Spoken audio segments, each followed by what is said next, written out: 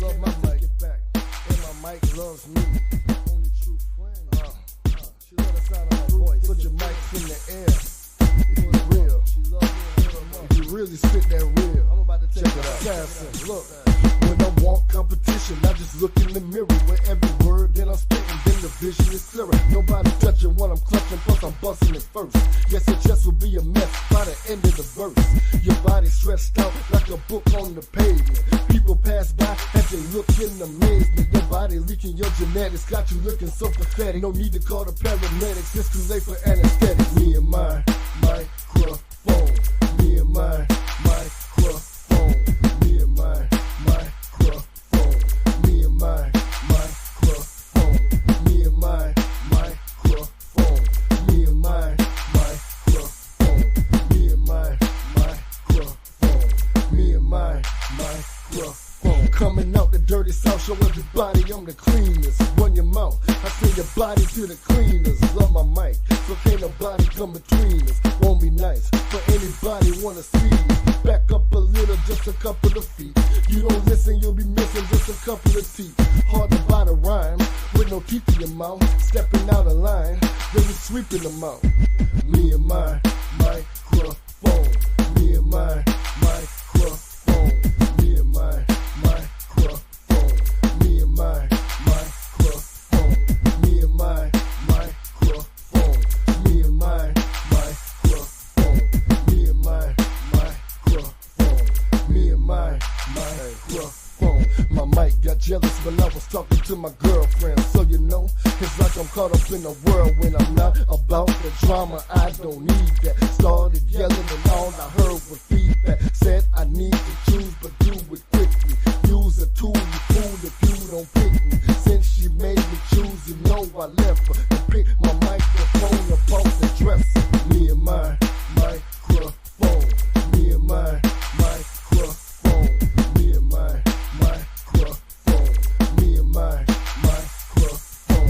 Me and my microphone. Me and my microphone. Me and my microphone. Me and my microphone.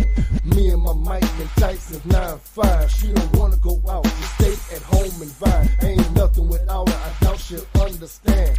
Gets upset so I can't make no plans. Wants me to herself, she is so obsessed. When I go to sleep, I can't not get no rest. Calling on my phone when I'm gone too long. Says to her, be home, she wants to make a song. Me and my microphone. Me and my microphone. Me and my microphone. Me and my microphone. Me and my microphone. Me and my microphone. Me and my microphone. Me and my microphone. This microphone. Can't wait to get you in my arms and my palms. And when we home alone, it is gonna be on. You make the words to my song sound strong. When I'm with you, baby, I can't do no wrong. Can't wait to get you in my arms and my palms. And when we home alone, it is gonna be on. You make the words to my song sound strong. When I'm with you, baby, I can't do no wrong. You know I had to do it. I had to take it back. Dedicate this to everybody out there that's doing music. Whether you're getting paid for it or not, it don't even matter. As long as you love it, I know it's gonna love you back. Put your microphones up. Put them up. Much love to all the rappers that paved the way for people like me. All the producers. Rest in peace to everybody. That's dead and gone. That's fast. Keep rapping till I'm dead and get paid for it. Matter of fact, bury me with my microphone. For real. I'm fast, huh? Yeah, I love you too. Dripping them out like a He kicked out from the Hogan leg drop. That has Hollywood stunned. Yes! Yes, Malone can use the diamond cutter. And look at Goldberg. He's ready. His boys! Hogan knocked down! Okay, there's part one. Now finish him off. Finish him off. He's calling for it! This is it. This is it. Your career's on the line here. Do it. ISO rep, and he picks him up. He's got him up! Oh, hell yeah! 1, 2, 3! Thank you! Climb the ladder, kid! Make yourself famous! I just had an out-of-body experience! What did we just see? What did we just see? He got him a power slam! He got him in a power slam! He got it! Simmons got it! Simmons has won the match! Simmons is a champion! I've always maintained that reality is for people who can't face drugs.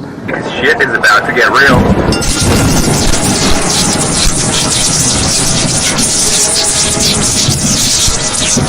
You'll get to see your knee. Look at the stare of the champion against the challenger. And now, Straight Talk Society presents Wrestling with Reality.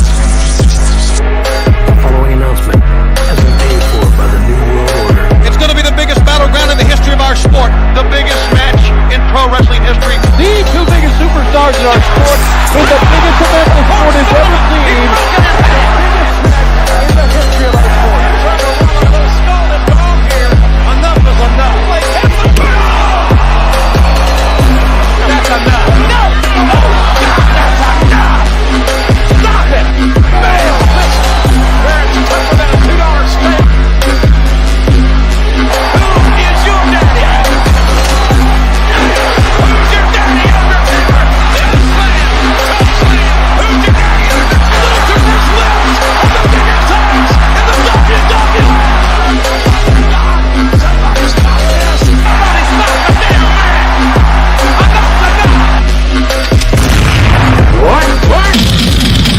The irresistible force meeting the immovable object. WWE Dynamite. Ladies and gentlemen, may I have your attention, please? It's time. Let's rock. I can't do it. We'll do it live. Let the slaughter begin! We'll do it live. Fuck it. Do it live. I'll write it and we'll do it live. Oh, it's live, Hal.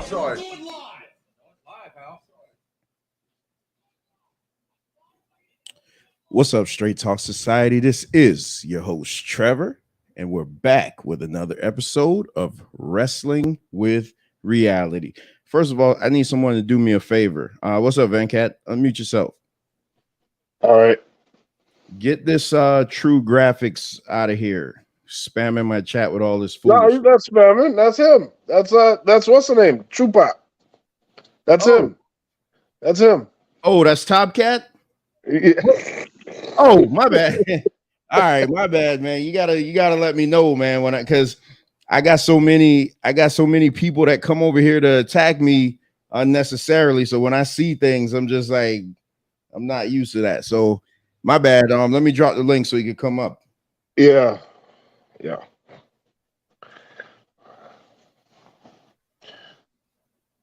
Oh yeah. You sure that's him, right? Of course. I don't know. Oh There no, you go, man. Nene, unblock him. That was that's our guest. Why you thought he was spamming? Yeah, because at first he's saying I'm confused, and he's saying now he's dropping I'm what is that? I'm disoriented. I don't know what to do, and normally that's the result of ghetto blasters. Oh no. And Tatanka chops to you all. I'm gonna guess he's saying Tatanka chops. Oh yeah. All right, yeah, Nene, that was my bad. Unblock him so he can come back in. All right, well, that's the beauty of going live. Shit just happens and we roll with the punches. What's going on, Venkat? Trying to survive. Well, we got a fantastic, I'm about to say fantaculous. We got a fabulous show scheduled for you guys today. One that we've been thinking about doing for a long time. We're going to go over the top 10 greatest tag teams of all time. So before we get into the list, what do you think about tag team wrestling overall, the evolution and where it is today? Well, tag team wrestling is a very interesting aspect of professional wrestling. It can really drag out some drama. There's different elements in the match, the hot tag, the double teams. There's a lot of nice offense that you can get that you can't get from a singles match. So it's just another aspect of wrestling that's really exciting. I remember a friend of mine said they should have a tag team boxing, but it would be interesting to have that. But yeah, over the years, we've seen some really great tag teams, and you got different kinds of tag teams. You got like the superstar guys that are mainly singles wrestler coming together, forming a tag team. Like Sting and Luger, they were a tag team. They've been tag team champions, but they're like real friends in real life. And they had a few runs as the tag champions. They even won the Jim Crockett Memorial Tag Team Tournament in '88. So they have a history of teaming up together, but they're not like a team like a Road Warriors who is completely together all the way through and through in tag team matches. So there are different types of tag teams, different elements of tag teams, but like where we are in the modern era, tag teams are kind of a bit of a letdown. There are a few unsung heroes like FTR and others, but for the most part, tag team wrestling has taken a back seat. It seems like it's a trend with a lot of other elements of wrestling, like certain titles not mattering as much as they used to in the Continental US and so forth. So like we've been dropping the ball lately when it came to tag team wrestling, I feel. Well, I think Vince McMahon killed tag team wrestling, and because Why do you say that? biggest company, biggest company, biggest scale. The eyeballs are on his company, and he doesn't put tag team wrestling at a premium anymore. He used to. Mm-hmm. There was a time where you could main event any show with a tag team match, and I'm not talking about what we just had at WrestleMania. I mean, you could legit jumping Jim Brunzell. Turn your camera on so I can see who you are. See, I got all these names coming up. I don't know the woodwork for you. Oh, okay. I guess okay. Yeah, I got all these people coming up, man. I don't know what the hell's going on. So I just think that tag team wrestling today is nothing but high spots, and there's no psychology. Is to me, this is all me. I'm the old man, remember. It's not what it used to be, but give me a good tag team wrestling match any day over like a mediocre singles match. Oh, of course. What's going on, Tupac? What's going on, man? Okay, it's Tupac. Why do I keep saying Top Cat? I have a lot of monikers.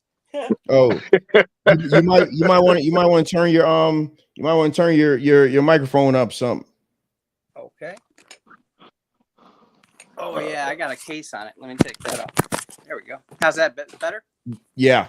Nice. Yeah, my bad for kicking you out the chat, man. But when I had so many I got a lot of people that come over here and try to cause problems.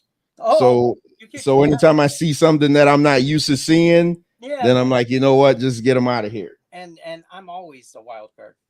So I don't blame you. Yeah. What's this guy gonna do next? See, now your mic just went out again. Oh no. Are you sure? It's not that it's going out, it's just very low. Sounds like you're far away from it. You know what I could do? Hold on a second. Is I could get it closer to me. I just didn't want to be up in everybody's grill. No, that's fine. Yeah, that's good. So what do you? All right. What's your thoughts on tag team wrestling before we get into the list? I mean, there's so many to choose from, but I would say without a shadow of a doubt, the Hardy Boys. That's my first, like, they're in. Right. I mean, you can't. I can't think of anything that could knock them off because they might be the best ever. Wait a minute. What year did you start watching wrestling? The year that Cyndi Lauper and the Goonies were on WrestleMania 1. Oh, and the Hardy Boys are still your favorite? Man, I gotta say, I mean, I got to see a lot of their matches, table, ladders, and chairs live in Cleveland. So, like the No Mercy match was like the first thing I ever saw that beat the Shawn Michaels versus Razor ladder match. You know, of course. And I was fourth row for that. So yeah, I've seen some really gnarly stuff from the that I've more so in person with Hardy Boys, Edge and Christian, the Dudleys, and like the Acolytes. That's just because they were all warring at that time, and they just kept fighting each other every single pay-per-view because it was always good. That's really interesting though that you would be around, since obviously you're an 80s baby. Yeah, that's what I'm saying. That's very interesting that you'd be an 80s baby and the Hardy Boys would be your pick. Boy, yeah. I mean, I can separate my heart from my head. I get it. I'm going off just the Hardys are good too. They didn't make my list, but they're pretty good. Kofi Kingston don't set off 364 days a year, but he's always my guy at the Rumble. Yeah. Hey, listen. Hey, this is all subjective. I mean, I'm just this is all subjective. But I'm gonna show you guys Venkat's hypocrisy coming up in this list real quick. Yeah. All right, so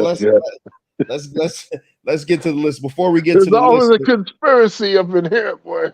Before we get to the list, though, we do want to pay respects. We didn't do this. We do want to we do want to pay respect to Robert Miller, Bushwhacker Butch, who died earlier this year. He died a couple of months ago, but we never got around to doing it. So real quick, like, what's you guys' thoughts on the Bushwhackers as a whole? Well, go ahead. Mediocre at best, but I've met the guys. I mean, they weren't the best. Did you see any of their sheep herders stuff? Oh yeah, I remember that. That was pretty funny. That was pretty funny. Yeah, but like I always remember them being a joke. Like at the Rumble, they'd march in and be thrown right over the rope and march out. You know what I mean? They never like did it for me. You want to root for them because they were like kind of like Kofi and those guys. You know, they're playing the faces with all the funny stuff, but they didn't really. Actually, they won the belts. Why can't I think of their names? Big E Langston, them. Not that they should be compared with the Bushwhackers by any means, but they, you know what I mean? They weren't like, they never got a push really, did they? No, not at all. Not at all. The Bushwhackers, I think, everybody has a place, right? So we all can't be Roman Reigns. We all can't be the Usos, right? So their thing, I guess, was mainly to attract kids and be odd, because wrestling always have to have these odd type characters and whatnot. They played that part. I mean, if you really think about it, they're not the greatest. They don't have the most titles. They don't have any of that stuff. But what they do have is they're in the brains of people. Like you just say Bushwhackers, immediately people will know exactly what you're talking about or who you're talking about. So they made their mark, hence why they're in the Hall of Fame. So it's pretty, it's not my team or my type of stuff, but you can't deny their impact on the wrestling game. My condolences to the family. That's horrible stuff. Yeah, so I don't. Hey, St. Louis, if you wanna come up here, man, hit the link in the chat. You might need to come up here just to make sure that there's no issues when we do our show tomorrow, just to do a check. But when we talk, so you guys, so when we talk about the Bushwhackers, I remember them as Vince McMahon's Vince McMahon just completely shitting on them. Whereas I remember them as the sheep herders. And Venkat, you remember the sheep herders having some of the most violent matches in all of wrestling and just being just badass. That's how I like to remember them, as the sheep herders. Right. So when you think of Bushwhackers, you know that Vince McMahon's going to tone it down for the kids, and that's what it is. That was Sheep Herder Light, pretty much. Very, very sheep herder light. And I would it wouldn't surprise me. It wouldn't surprise me if they made the most money in their WWF run. But it's just like the way he ruined, and like that was a team, and you know I'm not big on the blood, but that team, oh crap, St. Louis hit the panel. I cannot believe this. Hey Trevor, remember the overlays. Hey, what's up? Can you hear me? Oh man, what's up, St. Louis? Hey, what's up? What time are we talking tomorrow? I got it set for 6:35. Oh, okay. I just wanted to come on here and say real quick, my favorite tag team of all time was the Mega Powers, Macho Man and Hogan. Ooh yeah. Hey, you welcome to stay up here if you want. Oh, okay. Yeah, because we're getting ready to go through the list. We just wanted to pay our respect to Bushwhacker Butch. So, yeah, because he passed away recently. Yeah. So all right. So how this is gonna go, Venkat, you guys know I'm the guy with the microphone. So Venkat put together, and Venkat's agreeing with it. He's like, yeah, this motherfucker don't do no work. No, what are you talking about? So I'm the guy with the microphone. Venkat put all the time in all of these slides and everything that you're gonna see. So we're just gonna present the slides. We've seen each other's lists. So whose mic is that? Oh, that's Top Cat. I keep calling it Top Cat. That's True Cat because you keep no True Pop. What is it? True Pop. True Pop. True Pop. Yeah. That's true. Well, that's what it is. That's what it is currently, but it'll change. Yeah, because he keep moving the microphone. So Venkat did these. He did these lists, and so we already seen each other's picks. So Trupac, you could throw yours in if you got one, but we already know what ours is. So let's look at the brackets. So we're gonna go. So we got 2 honorable mentions, and then we're gonna go from pick 10 to 7. All right. I don't have a drum roll, but here you go. Brrr. All right. So my honorable mention, my first honorable mention was a team of Ron Simmons and Hacksaw Butch Reed. Oh, Doom. Man. I mean, what else could you say about Doom? But it's Doom. If I was going to be a wrestler, if me and Venkat right now said, "Hey, let's go into the wrestling business," we would be Doom. Two bigger black guys. We'd be Doom. We'd have to grow Jerry curls, but we'd be Doom. And we'd have to grow muscles. Yeah. Oh, I got the muscles, baby. I don't got the muscle like that. 2 ripped guys, man. I got the muscle. So Venkat, you want to talk about your pick? Well, the Rock and Roll Express, they weren't my favorite of a tag team, but I can't deny, like, when they were wrestling, especially in the mid '80s, they were a hot tag team. They would attract a lot of attention, especially in those areas like the Carolinas and whatnot, and in the South mainly. But when they were on the card, their matches were drama filled, action packed, and fun. So the Rockers are a cheap knockoff of the Rock and Roll Express, a very bad knockoff of the Rock and Roll Express. Get out of here! Get out of here! The Rock and Roll Express in their prime, in their heyday, were really great. But you know, I don't go for that kind of gimmick, but I can't deny their popularity and their impact.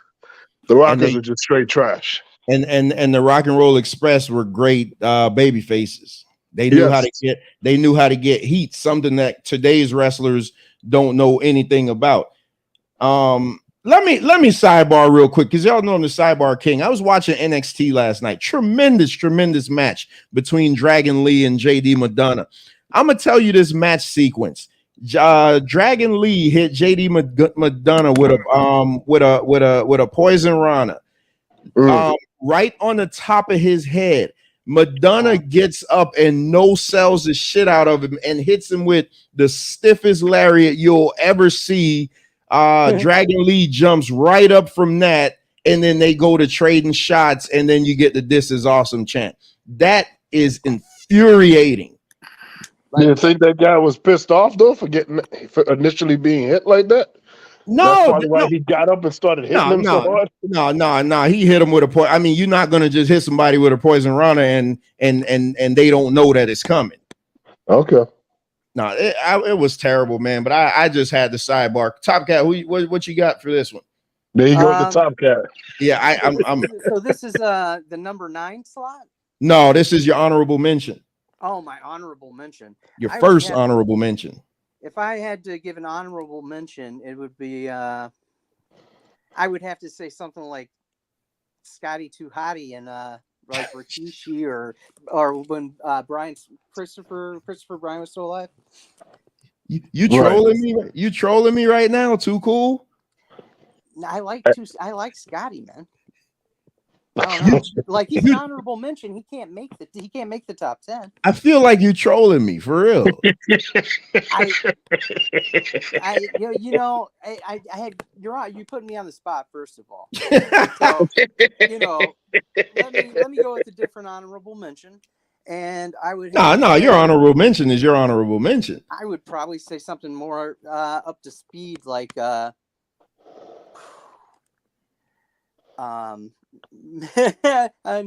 I don't know why I thought of Mo and Mabel. I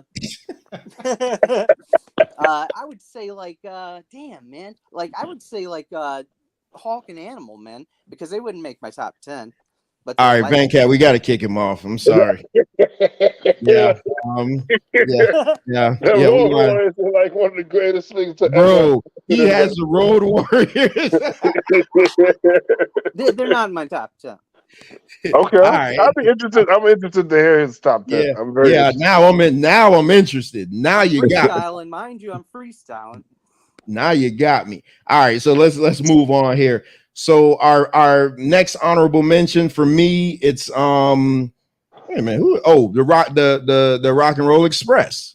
Nice. Again, it's so crazy. Like, look at the inverse of the teams. So this is probably the only thing me and Venkat will agree on. I thought the Rock and Roll Express was a tremendous babyface team. I remember watching the Horsemen beat down on them in the 80s, and I would literally like sit there and cry because the heat they were getting on them was amazing. Like when they ground Ricky Morton's face into the ground in the parking lot, or no, in the dressing room, like shit like that just was crazy. So yeah. They couldn't make my top 10. They initially were, but I had to bump them down. But they're perfectly fine in the honorable mention, and they definitely make a top 20 list. So with Doom being on my number 1 honorable mention, if you remember, they were originally managed by women, and they had masks on, and they lost all the time. They would lose all their matches. And then the mask came off because they lost a match and they had to take the mask off. It might have been the Steiners that beat them. And when the mask came off, and then shortly thereafter, Teddy Long took over as their manager. That's when they started shooting up in the rankings, and then they just kind of took over. At the time, back in 1990, I can remember Capital Combat 1990 on pay-per-view. They beat the Steiner brothers for the tag team titles. I was like pissed. I was like, why are these guys winning right now? But at the time, I didn't get it. I didn't understand it. But their tag team title reign was so strong and solid. They beat a lot of teams, including the Road Warriors, including the Steiners, the Freebirds. They beat all the top contenders in WCW, which at that particular time, you could easily say they had the best tag teams. WCW at that time, or NWA at that time. They had more serious teams, serious tag teams. Well, there you go. I mean, it just felt more legit, but whatever. I mean, shout out to Commissioner Angel. I see she just says she's passing through. Oh yeah, peace to Angel. we'll catch up with Angel with the playoffs. Yeah. Speaking of which, Embiid won the MVP yesterday. Oh, Yeah, he did. He won the MVP. Yeah, I bet you were pissed off about that. I'm not pissed. I mean, the guy did win 2 in a row, so it's not a big deal like that. And Embiid, I should say, is still, he led the league in scoring, which that's great. Do I really feel down to my bones that he is the best one? I still don't. But good for him, man. He deserves it. I'm not going to say he doesn't deserve it. It's good for him. Do it in the playoffs. Good thing is a regular season award. Right. And people get confused sometimes with that. Yeah. What you got? True Pac. I got it right. Oh man, I would. Damn, you gotta give an honorable mention. It's got to be something that couldn't make your top. I would probably say something funny, man. Like, what about no, I'm not even gonna go there, man. I'm going with I'm not even gonna go there. I'm gonna say damn, who is Just say the Smoking Guns. No, I'm gonna go with oh yeah, right, the Smoking Guns. I saw them live and cussed out a little kid right next to us for touching him on the shoulder when he walked out. He said, "Don't do that." And it's like we're fans. You're by the gate. You know what I mean? That's not. He was like a 7-year-old kid. But anyway, wow. Sorry. I would say D'Lo Brown and Mark Henry. All right, Nation of Domination members. Yeah. They were legit badasses like in real life. So yeah, and dude, D'Lo with that chest plate and I love the chest plate gimmick. I loved it. And that head thing that he would do, I loved it. Oh yeah. I heard he turned into a talent scout for another big TNA or something. Well, Impact, yeah, that's what they're called now. But all right, so let's get into our list now. So rounding out the list at number 10, let's see what we got. My number 10 team of all time is the Harlem Heat.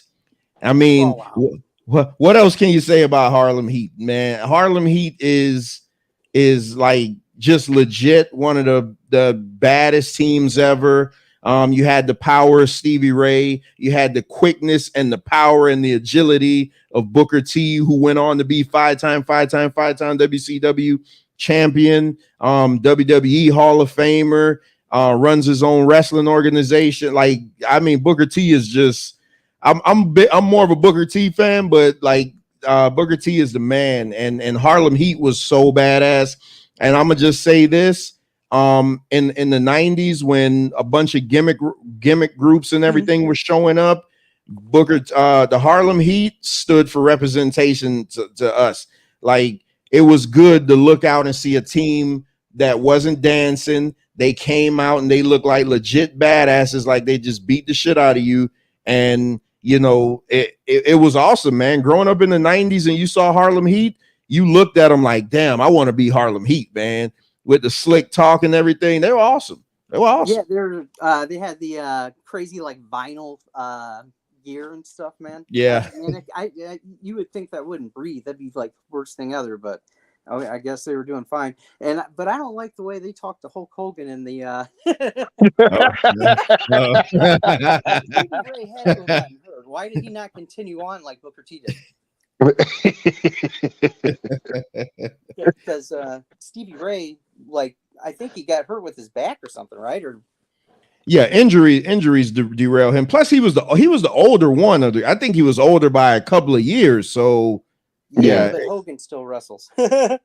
Oh, yeah. Well, with my number 10 pick, it's the Fabulous Freebirds. That's a legendary tag team.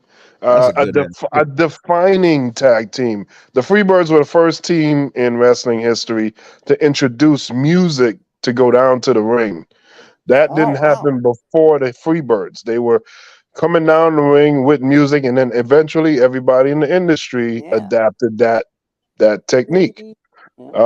Michael, they had a legit album that they released, Bad Street USA. I just listened to Michael that Hayes. the other day. Yeah.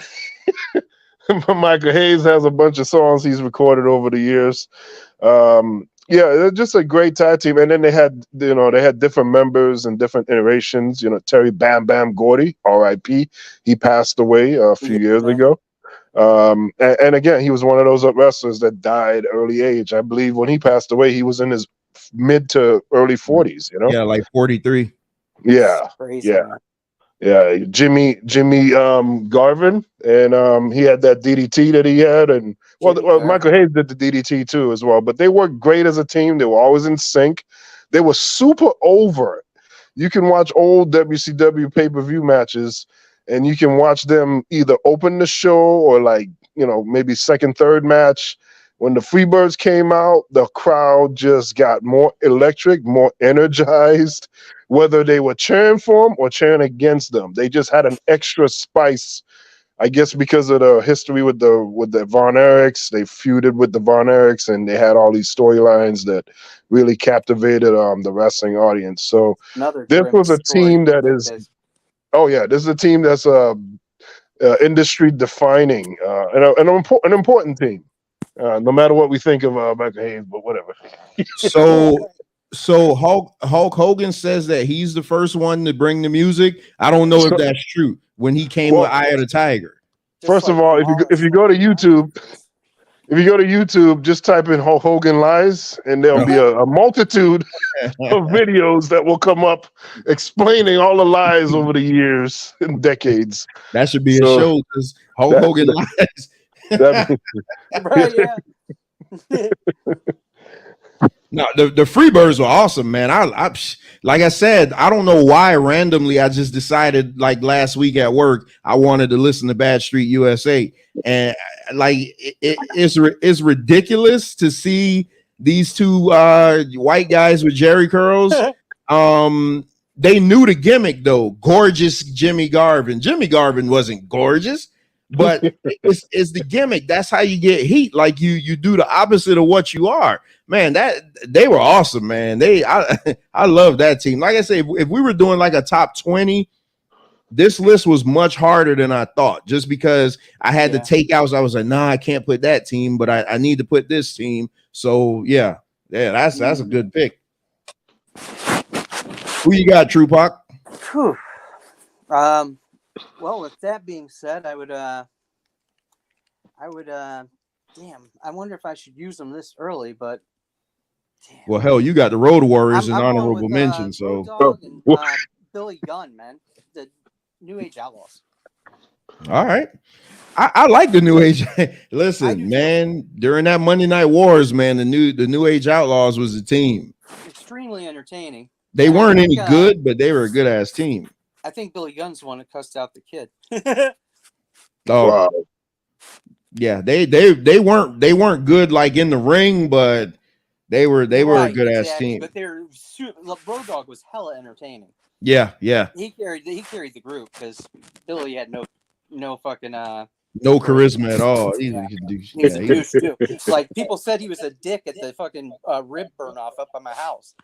He was Johnny wrestled him. I saw the match too. It's on YouTube. Wrestled who? Not Road Dogg, but the other one. Billy Gunn? Billy Gunn, yeah, Billy Gunn. Oh man, we gotta get Johnny on here. That was the main event to one of those matches he had. We gotta get Johnny on here for real. Him and Palumbo? Yeah, Billy and Chuck. I think Chuck's dead, right?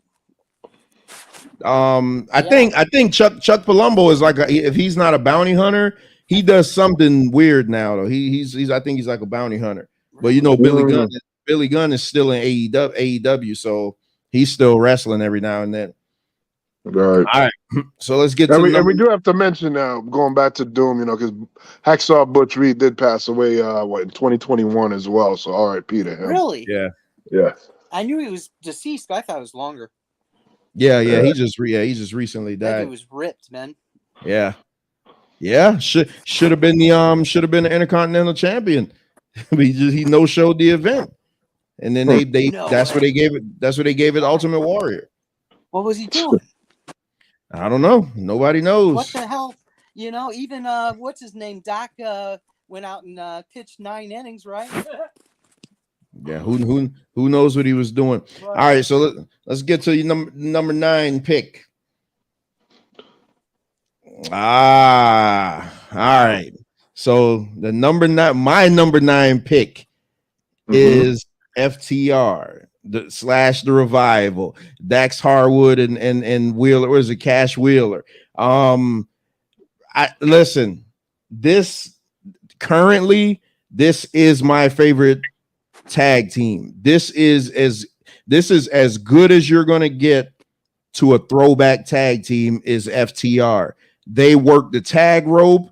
They know how to work holes. They do tag team move. Like everything they do makes sense. They don't do any wasted movements. You won't see them doing a million super kicks. You won't see them no selling stuff. They know how to work a wrestling match. And when you beat them or if they win, then you know that it was legit and it was the best, man. I want you guys to go watch.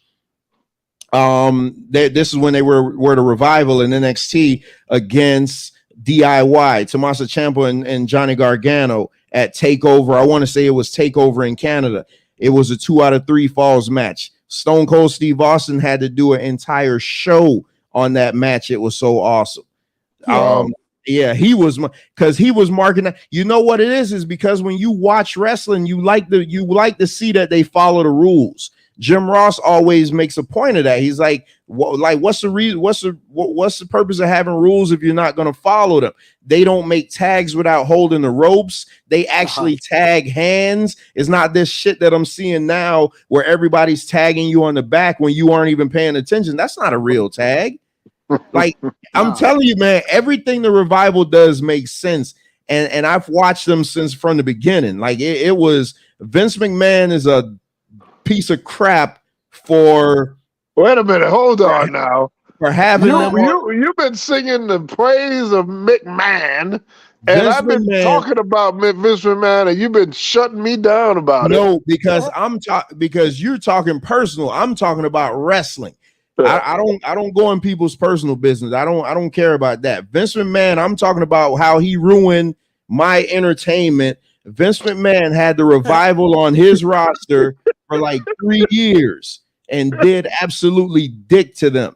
But that's what his MO is. He's always done that. But that team, that's the team that could have main evented any pay-per-view. Like that man, he ruined. That's why I say like he ruined tag team wrestling because that you got that team on your roster and you let them go. First of all, you don't use them, man. I could just go on and on about him, but yeah, this. But Vince is a genius.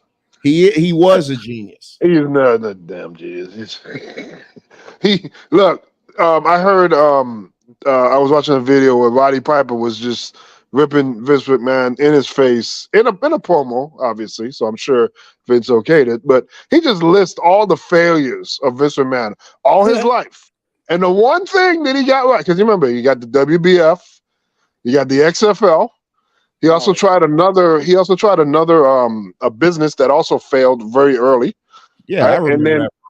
Right. So then he said, the only real success you ever had was your daddy's hand-me-down of the WWF. So there's a case to be made, just like Trump.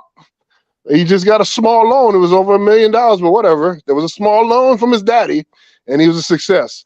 This is what I'm saying. These people are just failing upwards. But he's a genius, all right. Yeah, I don't buy that just because you can't be in business this long and be a failure. Like he's made terrible decisions, but this guy's gonna get $9 billion, so I'm not crying for him. I mean, this dude he did something. He did what he did was some crafty, underhanded stuff. Messing with the competition. Forcing people to choose and all this other stuff. So, whatever. I mean, put this pen in the company ink. Keep going. Keep going. Vinnie Mac. We've all done dirt. Yeah. Yeah, I know. Venkat acts like nobody. That's his whole thing. I could admit when somebody is a shady businessman or things like that, but he acts like the majority of the businessmen out there aren't. Like I would. It would be harder for you to show me like major successful people that haven't done anything underhanded to get to the top. So, I bet you can't show me that list. Well, And I'm there's sure. lots of. I'm I sorry. bet you can't show me that list. So Ted Turner never did anything underhanded? Not that I know of. Oh, of course he didn't. Of course he didn't. That I know of. I don't Of recall course he Ted Turner. did. Go on with your number 9 pick. Go. Of course he did. Guys Of like course Jim he did. Nantz and Donald Trump, what you see is what you get, though, and I love that. Even if they're a douchebag, you know it up front. Yeah, you know. Yeah. I'm It just is saying. Yeah. I don't glorify these bastards. I don't glorify. I'm not up with the shenanigans, the antics, but you know, I respect it. You know, at least they're keeping it real. Kind of like Baby or Birdman.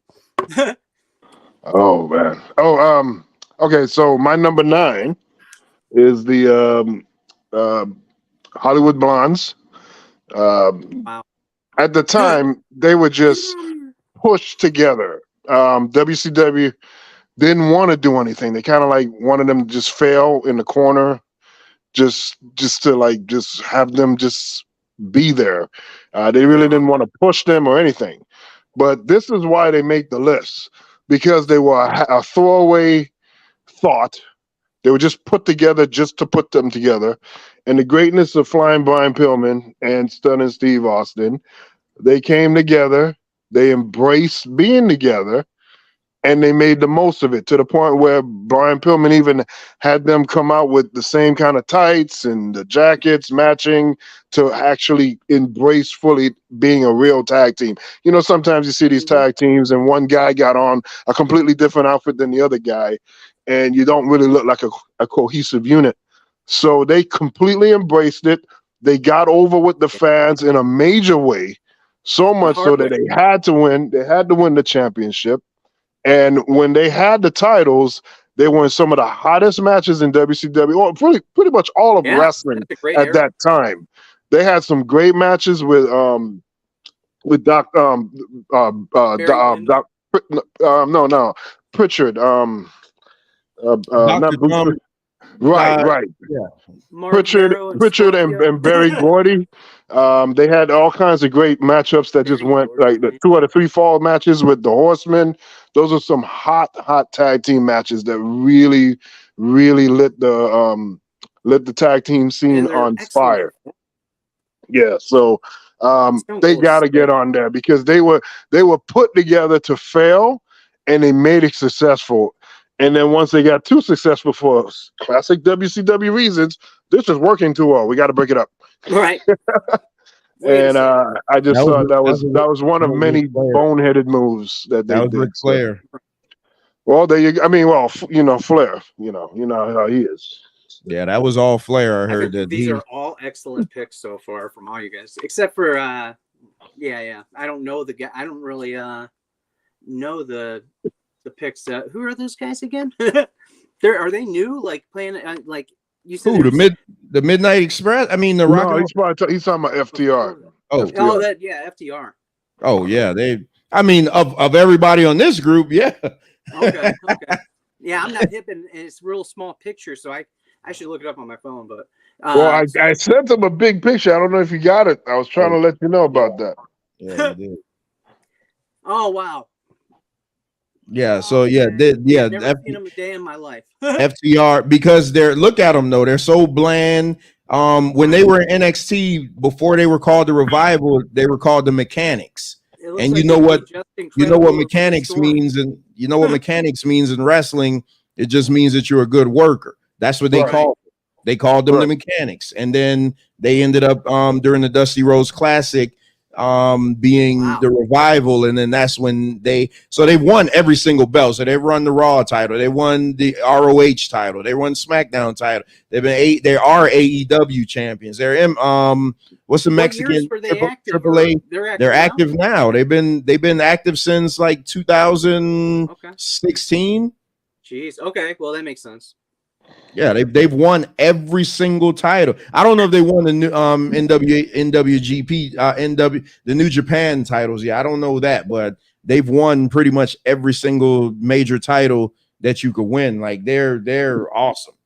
Like self-proclaimed. I'm an expert at wrestling up until about 2016 when I was living in the caves in Afghanistan with fucking Osama. Been under a rock ever since. And I'm starting to get back into it though. I've seen a couple things, because it's been real shaken up with WWE now. Yeah, they are awesome, man. They are awesome. Man, the block is hot, man. Big things are happening. All right, so well, who you got at number 9? True Pac. I mean, let me think. I don't like just throwing things out there, but I'm going to go with Rock and Sock. The Rock and Captain Jack. Okay. Yeah, as much as the Mankind antics aren't really my thing, the Rock they played well off each other and they were very successful. I don't know how long a run it was, but it wasn't short. It was pretty short. It was less than a year. The Rock and Sock connection. Really? But they won the tag team titles though. They won the tag team titles. I was going to pick them or X-Pac and Kane. That's X-Pac and Kane was a legit badass team. Like they were together for at least 2 years. They were awesome. Damn. Or you could just go to Brothers of Destruction. Brothers of Destruction. Using my big teams because before I know it's going to be number 1. Yeah, I know. Yeah, I'm so curious to see who you got at number 1. Yeah, I can't wait. All right, so the next slide is going to combine 8 and 7 because we had to have for space purposes. So you're going to get our number 8 and 7 pick on the same slide. Oh, sweet. So number 8. I'm going to go with. So number 8, I'm going with the Usos, Jimmy and Jay. Ooh, so to me, you can't do a top 10. Okay, so here's my thing, because for everything, so you see how you just mentioned the Rock and Sock connection, and Venkat's go-to was, well, they won the titles. So if we're using titles as a qualifier for a team to be on a list, there's no way in the world you could have a top 10 list without having the Usos on it. The Usos are the longest reigning WWE champions of all time. I don't care if anybody says, oh, it was in the COVID era or who did they wrestle and this and that. It doesn't matter. Those are valid points. Hold on. This is my list. It doesn't matter. I'm giving you the reason why I think that they're the best. I watched it. Well, number 8, I watched the Usos when the Usos would come out and nobody would cheer for them. I've been in an arena. Yeah. I've been in the arena where they've come out, and when they used to do that, when I say ooh, you say oh, and nobody would say anything. So I watched their evolution. I watched how they've had some great matches. You can't say you watch Uso matches and not say that their matches aren't good. They're a little super kick heavy. They are, but so are the Young Bucks, and for some reason we always put them on top 10 lists. It's like to me, the Usos are great. Like you watch the Usos and the New Day. You watch Usos and Revival, Usos and American Alpha. I mean the list. Usos and the Shield. Like you sounds like Sunday Night Heat. But you talk about the Usos greatness or whatever, but you always have room to slight the Young Bucks. I would go with the Islanders over them. The King Hakeem. Oh man. So his number 8. I'm just a hater, man, because I've got a thing for his wife. His number 8 is the Usos. My number 8, I'm going with the British Bulldogs. Nice. With the Usos, just going back to the Usos for a moment. So yes, they have all these acclaims and accolades, but it's like in one league, it's in one organization with very small movement. You know what I'm saying? Like that's all they got. Whereas like some of these teams, they ventured out into other territories. They kind of like made a name of themselves on the road. went through the bumps and bruises, attained other accomplishments elsewhere. So those things kind of weigh heavier on me. Now, with the British Bulldogs, you can say the same for them as well. They were just in the WWF. They did win the tag team titles at least once. But why I have them on here is not because of championships at this point. It's because of in-ring work. I don't think many tag teams, including the Road Warriors, I think in-ring, these two executed extremely well together. And they're solid in that ring. What about Only Matilda? a few. What? Hell? I just feel like they're one of the best put together teams. They worked great together. They're very fluid together. I just remember every time you would watch a WWF event and things aren't going well because you got two big fat guys rubbing up on each other. When their matches come on, it was always a good match. So I got to put them on the list. British Bulldogs. What's your list? You see now, even though I disagree with what you're saying, not that they shouldn't be on the list because I got them on my list, but you see how I didn't interrupt anything you were saying. The fact that you didn't even know how many times they won the title, and you just criticized the Usos for not competing anywhere else, but then you turn around in the same breath and say, "Oh yeah, but the British Bulldogs only competed in WWE." I just want everybody to see the hypocrisy. That's all. That's not a hypocrisy. That's not a hypocrisy. Because what I'm saying is that the Usos, for me, is hiding behind championships where I don't feel their in-ring work is that great. When I look at the British Bulldogs, hands down, I don't think anybody can ever question the work rate that they put in. The Usos is not that kind of tag team. Their call to fame is hiding behind or being propped up with a championship. There's some people that make a title, and there are others that need the title to make them. So I'm just saying, it's not the same it's not even close. This is not even a close comparison. Remember, this is the world of wrestling where it used to be booked by committee who would get championships, and now it's one guy that says, "Hey, you're going to win the championship." But what it comes down to is what can you do in the ring? The championships are in effect as well because you usually get the championship either being a transitional champion or because they feel like you're better marketable and you can carry the title well. But, I mean, their reign comes in a suspect time where we're talking about COVID, not a lot going on. And they're like, "Oh, just put it on them." You know what I'm saying? So it's they were champions before COVID, right? I understand that. But I'm just saying their reign, this long reign that they had recently and all this other stuff, it comes in a weird time in WWE. They didn't and they're not reigning as champions where they have all other big time contemporaries on the roster to face off of. It's like that's Magic the only Johnson. thing I agree with you on. That's the right. only thing Magic Johnson, Larry Bird, they have people that they can look at and say, "Yeah, I'm the best, but I'm the best because I go up against these other guys that are great." They're just standing there, just come on. So that's why the Usos don't get the complete. And I wish because they're Samoan. They didn't get the Samoans got treated like trash. So many iterations of the Samoan tag teams, which they were always the toughest guys in the room. The Samoans dating back to the earlier days, but they would never win a championship or they would never get high profile. So it's great to see that. But besides that, but just looking at it from a wrestling standpoint, it's really just the fact that they have the titles and they're not making the titles better. They're looking good because of the titles. So you can't. They don't measure up to these other tag teams.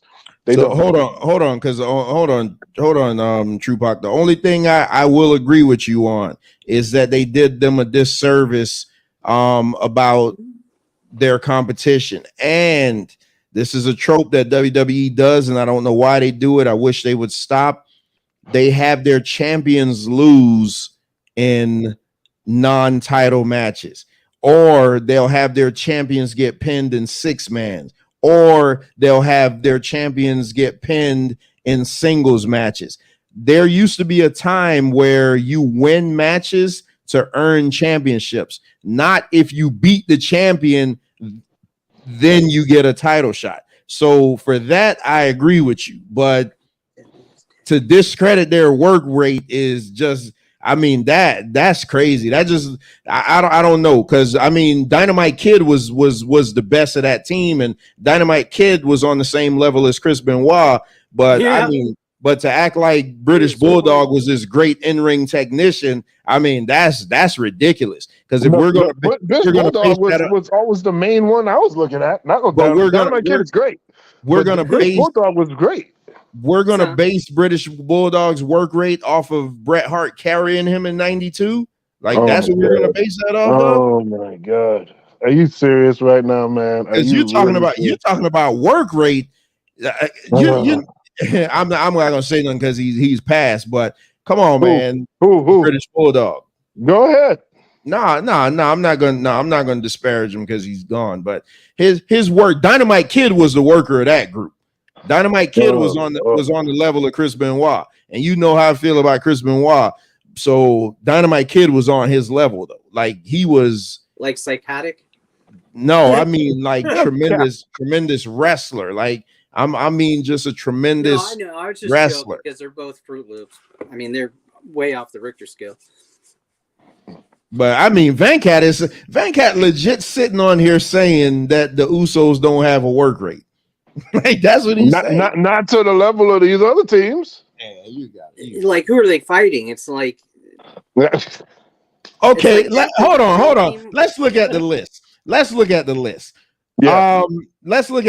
So you think Doom had a better work rate than the Usos? Hell yeah.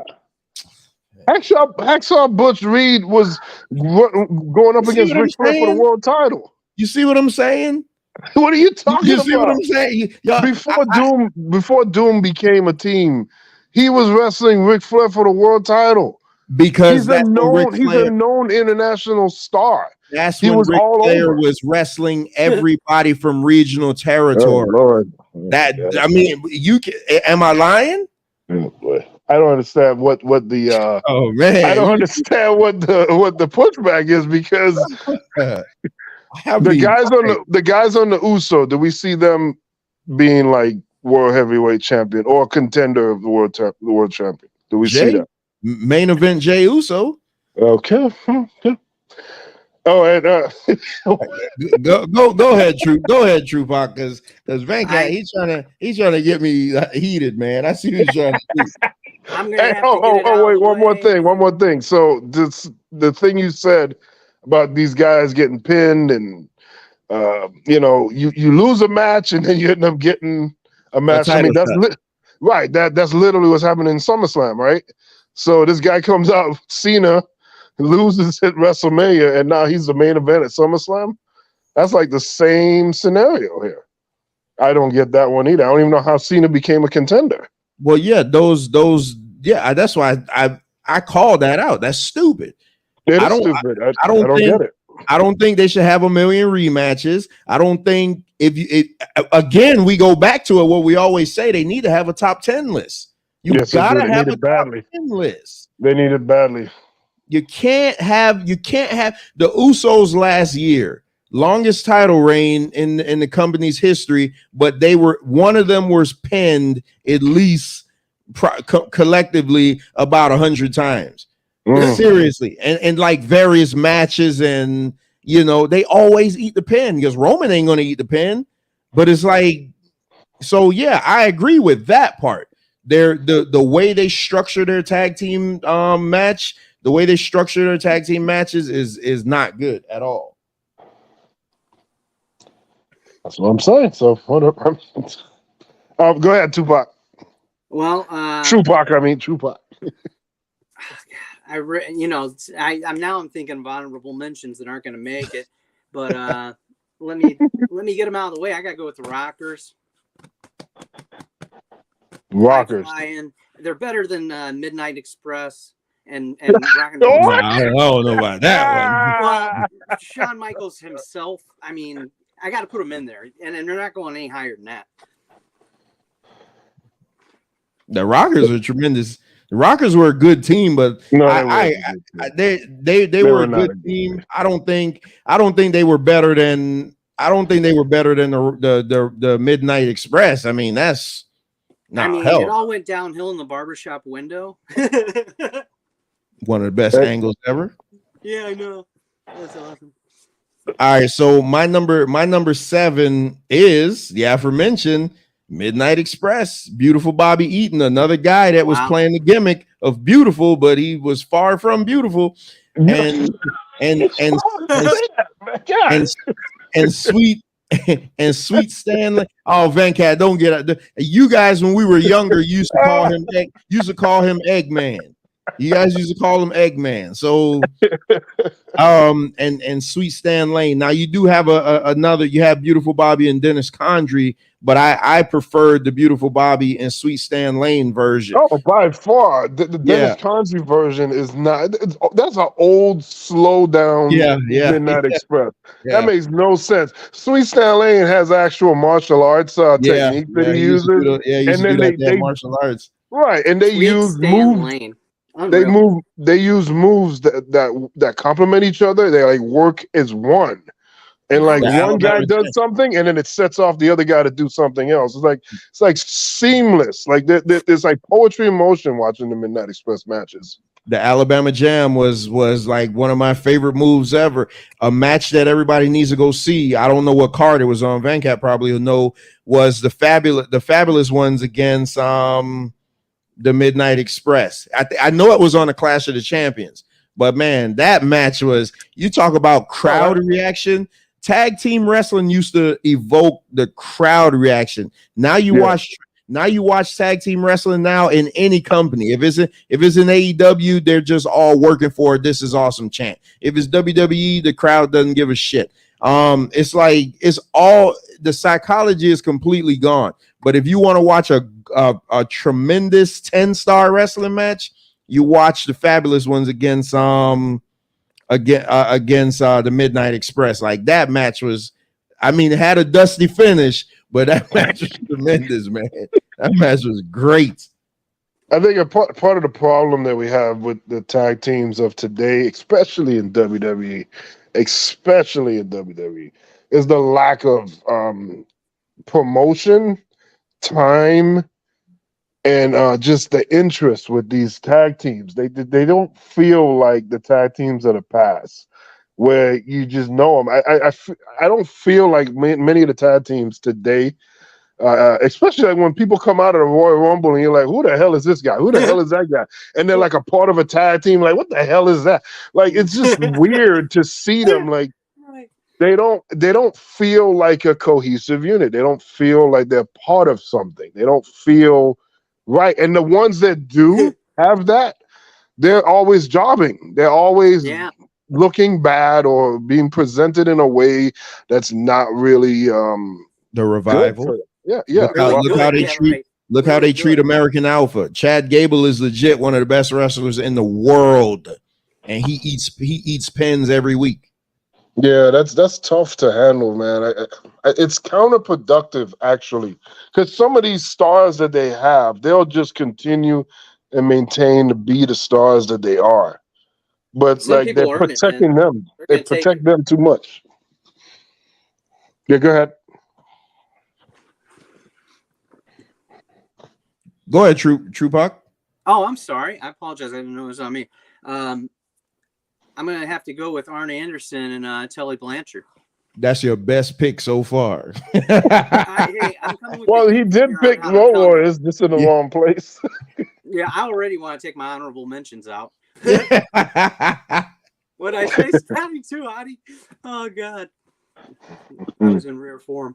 Yeah, I feel like you've been trolling me the whole night until now. Until right now. Oh, Venkat, you didn't give your pick. I mean, we see it, but you. Number 7, yeah. So the Harlem Heat at number 7, and they've won the WCW World Tag Team titles, I believe, about 10 times. 11 times. Oh, well, I guess 11-time world champions, and You know, the first time I saw the Harlem Heat, they weren't the Harlem Heat. They were the Ebony Express in the USWA. That was the first time I saw them. And then shortly thereafter, watching them there, they showed up in WCW. I was like, oh my God, that's the team that I saw. And they came out, and then a few weeks after that, that's when the Harlem Hangover was debuted, and then the Spinner. Well, what we didn't have a name at the time, but the Spinneroonie was an actual serious move that actually meant something, and it would transition to another move. And he would just spin, and then he would clothesline. I remember Jesse Ventura was doing the commentary. It's like, oh my God, I love that move. I love that breakdancing move. I remember that now, yeah. Right. And but now over the years, it became just a joke, and he just spins and then looks at the crowd. But it actually it was like to get you from the floor into another move, Hold on. I gotta stop you at this bullshit. Stop. Just stop. Oh, there we go. What happened? You're telling me that the Spinneroonie was a serious move. It was. You're telling me that the Spinneroonie, where he looks at his hand, shakes his head from side to side. He didn't do that. That's not what the Spinneroonie was. Again, see, so you're not there watching it when it happened. He did it in WCW though, because I know what you're going to say. You're going to say that he came over to WWF and they made it a joke, but he was doing the looking at his hands. The Spinneroonie came from the announcer on WCW. I forget the guy's name. Oh God, it was the announcer in WCW. He's the one that called it the Spinneroonie. The Spinneroonie had nothing to do with WWE.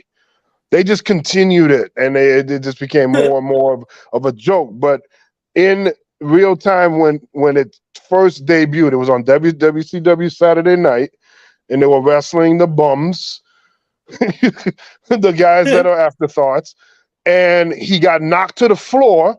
And then he just spin. I'm like, what the hell? What did he just do? It was amazing. And then he charged him with a clothesline. And it was a great way when he got knocked down, he got back up and he went right into another offensive move. And that was great. And it was protected like that. But then after a while, with that guy calling it the Spinneroonie and all that stuff, it just turned into this other thing. But I liked it better when he treated it seriously. But I mean, people, kids like it or whatever. People like it. They had a whole segment on WWE. I saw where Vince McMahon was doing it. They tried to get the Undertaker to do it. Yeah, Kane did it. Yeah, but all that demeans the move. But whatever. I mean, it's all for fun and games, and he's getting paid, so it doesn't matter. But the origination of that move was not something to be played with. It was an actual real move that worked well. But clearly, you missed that boat. I call cap. I want to put I want to put this graphic back up on the screen about the Midnight Express. Because they were awesome, and you see them holding the United States Tag Team belts. I remember those belts. That was that was the setup belt for the world title, man. WCW used to have some innovative ideas, but they had the roster to carry that. They did. The European title, that's so dumb. Yeah, like look at this there. NWA United States Tag Team Champs 3 times. NWA. That's weird. They only won the world title once. That's well, yeah. Well, you remember the Road Warriors had it, and the Steiners had it, and Doom had it. So they only had one shot.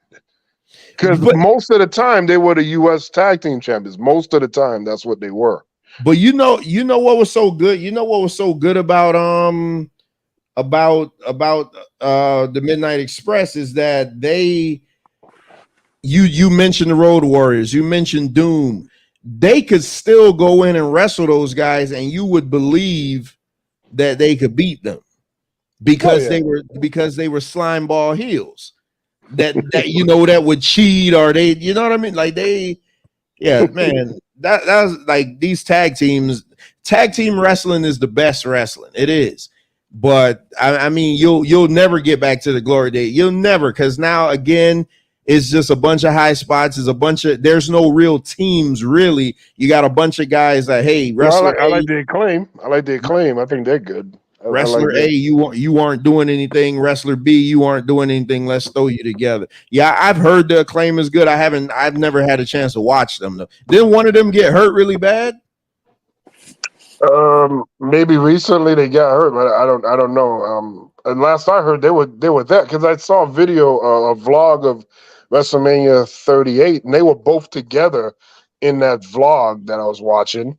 So nobody looked hurt.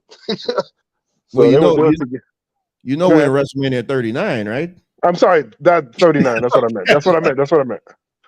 The one that just passed, I should say. Yeah. All right. So now we're going into the big boys. We're going into the heavyweights. And I'm not gonna lie, I can't wait to hear Trupac's next 6 picks. I'm going old school again. And hold on. Let me put the graphic up first, but we going into the big boys now. These are the cream of the crop, as Macho Man would say. Hey, it's gonna be heaters from here on out. I'm calling it. So we got so you see we got the brackets for our picks 6 through 1. So drum roll. Brrr. I'm going off just sheer brute force. Jim, this is one. Who you got, Trupac? Go ahead and give us your pick. I'm sorry, I don't mean to cut you off. Andre the Giant with Big John Studd. Huh? I mean, were they a tag team? If they probably tagged up. They probably tagged up. But they weren't like a tag team. All the time tagging? I mean, yeah. The criteria. Well, I mean, what's the criteria? I mean, who's to say that, I just think those two guys would flatten everybody and they teamed up before. Yeah, listen, hey, it's your pick. That is a badass team back in the 80s. Yeah. I do remember them, teaming up. Well, it was more John Studd and King Kong Bundy.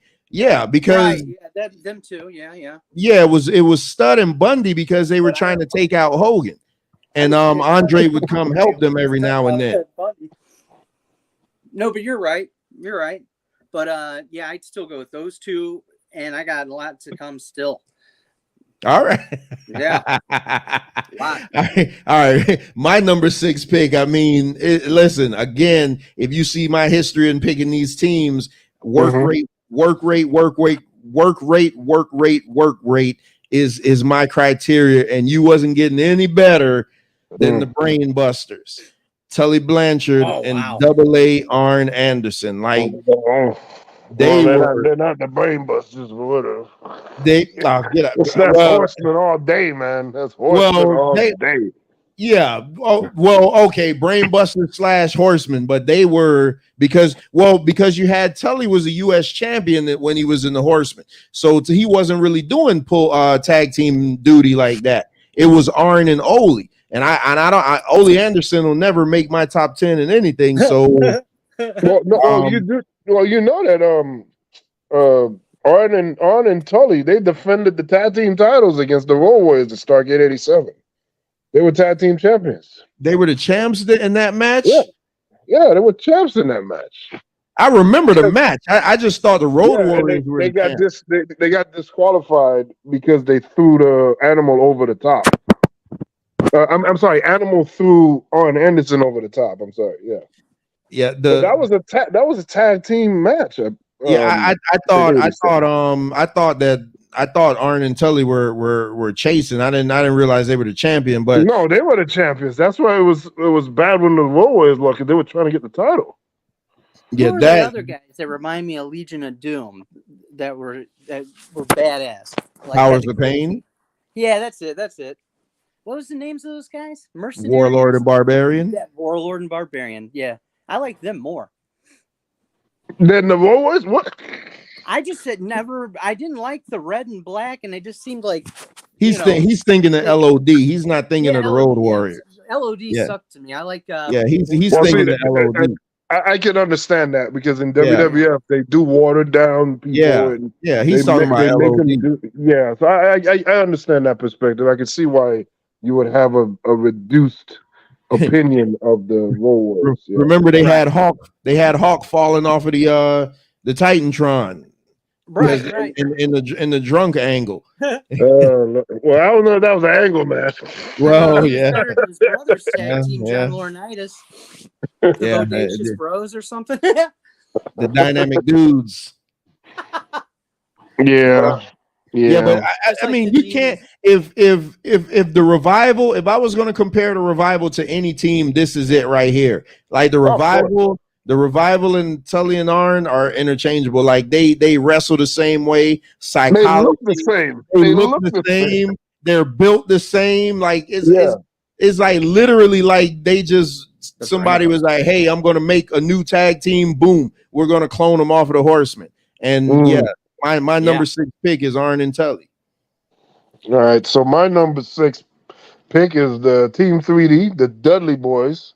This is an example of a team, even though they're from ECW, which would be, in most opinion, it would be the third in line. It's behind WCW, WWE. But they were another team that moved around, got accolades and championships along the way. They were great as a tag team. So much so the Usos stole their move. No. Yes, they did. They stole the move of the Dudley Boys. That's another drawback to the Usos. So the Dudleys, they're the Devon get the table classic line. They've had they've innovated with the hardcore aspect of wrestling, and they've been innovators in the ring, and they need more credit than what they've gotten. They're not better than the Road Warriors. They're not better than the Steiners by any stretch of the imagination, but they are a formidable tag team, and they have a legacy there too. As a matter of fact, they've won so many titles. I dare to say, like over 20 tag team titles over the years they've won. So this is the only pick that you had that made me scratch my head, and not because I don't think they're a good team. I love the Dudley Boys, but this is a team where I feel like you put them on this list because of all the tag team reign, of all the title reigns. Because I mean, because when you're talking about wrestling, like they're terrible as far as come on, man. Come on. Like for real now. Who on this list can they wrestle better than? They don't have to wrestle better, but as long as they do what they need to do, they're fine. I mean, you mean get hit in the head with 100 dumpsters, put people through tables, take 100 unprotected chair shots. Like, come on, you're devaluing the Dudleys coming out of ECW and making them a caricature, and that's not cool because to not recognize their contributions in the ring. The Dudleys had great matches, entertaining matches. Name one. Yeah. Name one. Really? Every time I try to say something, you say name one. They literally had great matches with the Hardys. They had the tables, ladders, and chairs matches. They did that 2 years in a row at WrestleMania. Those are great matches.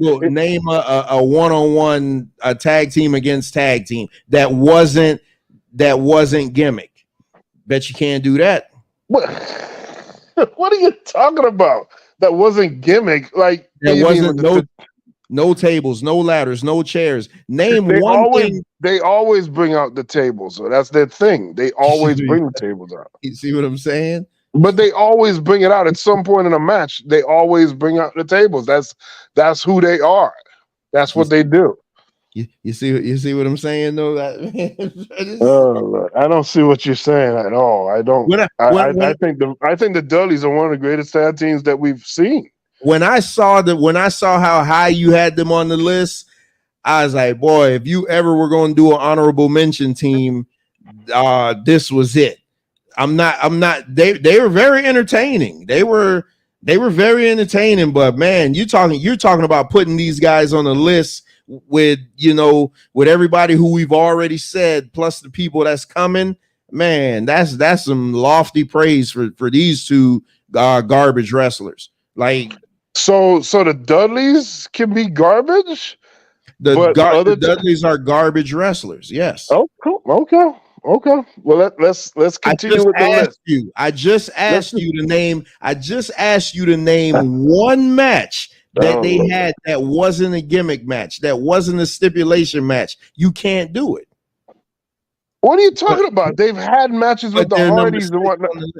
That would Venkat, listen to what I'm saying. That was not gimmick. So I'm talking about no triple threats, no table ladders and chairs, because that's why we think they're so great is for the TLC matches. Outside of the TLC matches, they've had their good matches, man. Name one. Even in TNA. Even in TNA. Give me one there. Give me one there. Okay, they wrestled the Steiner brothers. I like that match. That wasn't any kind of tables, ladders, or whatnot. They wrestled the Steiners in TNA. Oh man, you the best, man. I swear. I just don't know what this fabricated. You're the best. I mean, my goodness. What did I say that was so wrong? What did I say that was so wrong? What year was this that they wrestled the Steiners? That's probably like what, 2006? So 2007, around that time. So Big Papa Pump was well past his prime at that time, correct? Oh lordy. Anyway, the match was good. I like. He was past his prime in 2003. He was not. Oh, man. Oh, Lord. He was not. So we're gonna have to revisit this one too. Hey, Trupac, you still there? My bad. Can you hear me? Yeah, we can hear you. Okay, good. Who oh no, he already picked number 6. Oh yeah, because he said the two big men, Andre and Big John Studd. All right. Yeah. Shout out to Nini. All right, so that's what Venkat did. He's sticking to his answer. He wasn't gonna let me get him off his square. That's good. All right, so let's move on to number 5. Let's move on to the number 5 pick. Oh, 5. All right.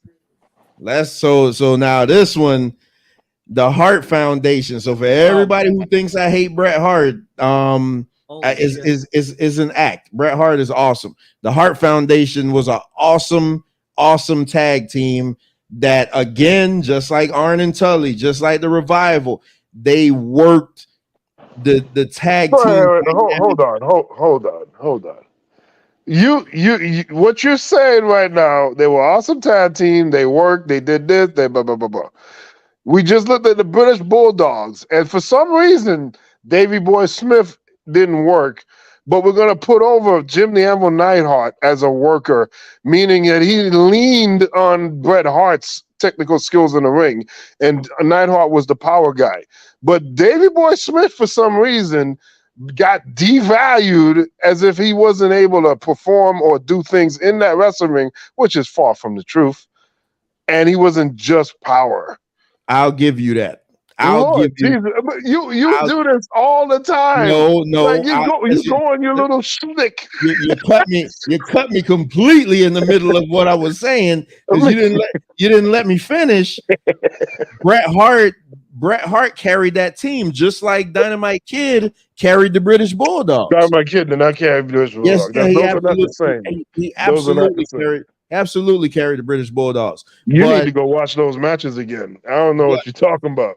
The Hart Foundation was awesome, man. So I mean, so Jimmy Hart and I liked them when they turned face too. So they were initially managed by Jimmy Hart, 2-time WWF champions, tag team champions. We know Bret Hart went on to be the greatest wrestler in the world. Let him tell it. Shawn Michaels beat him.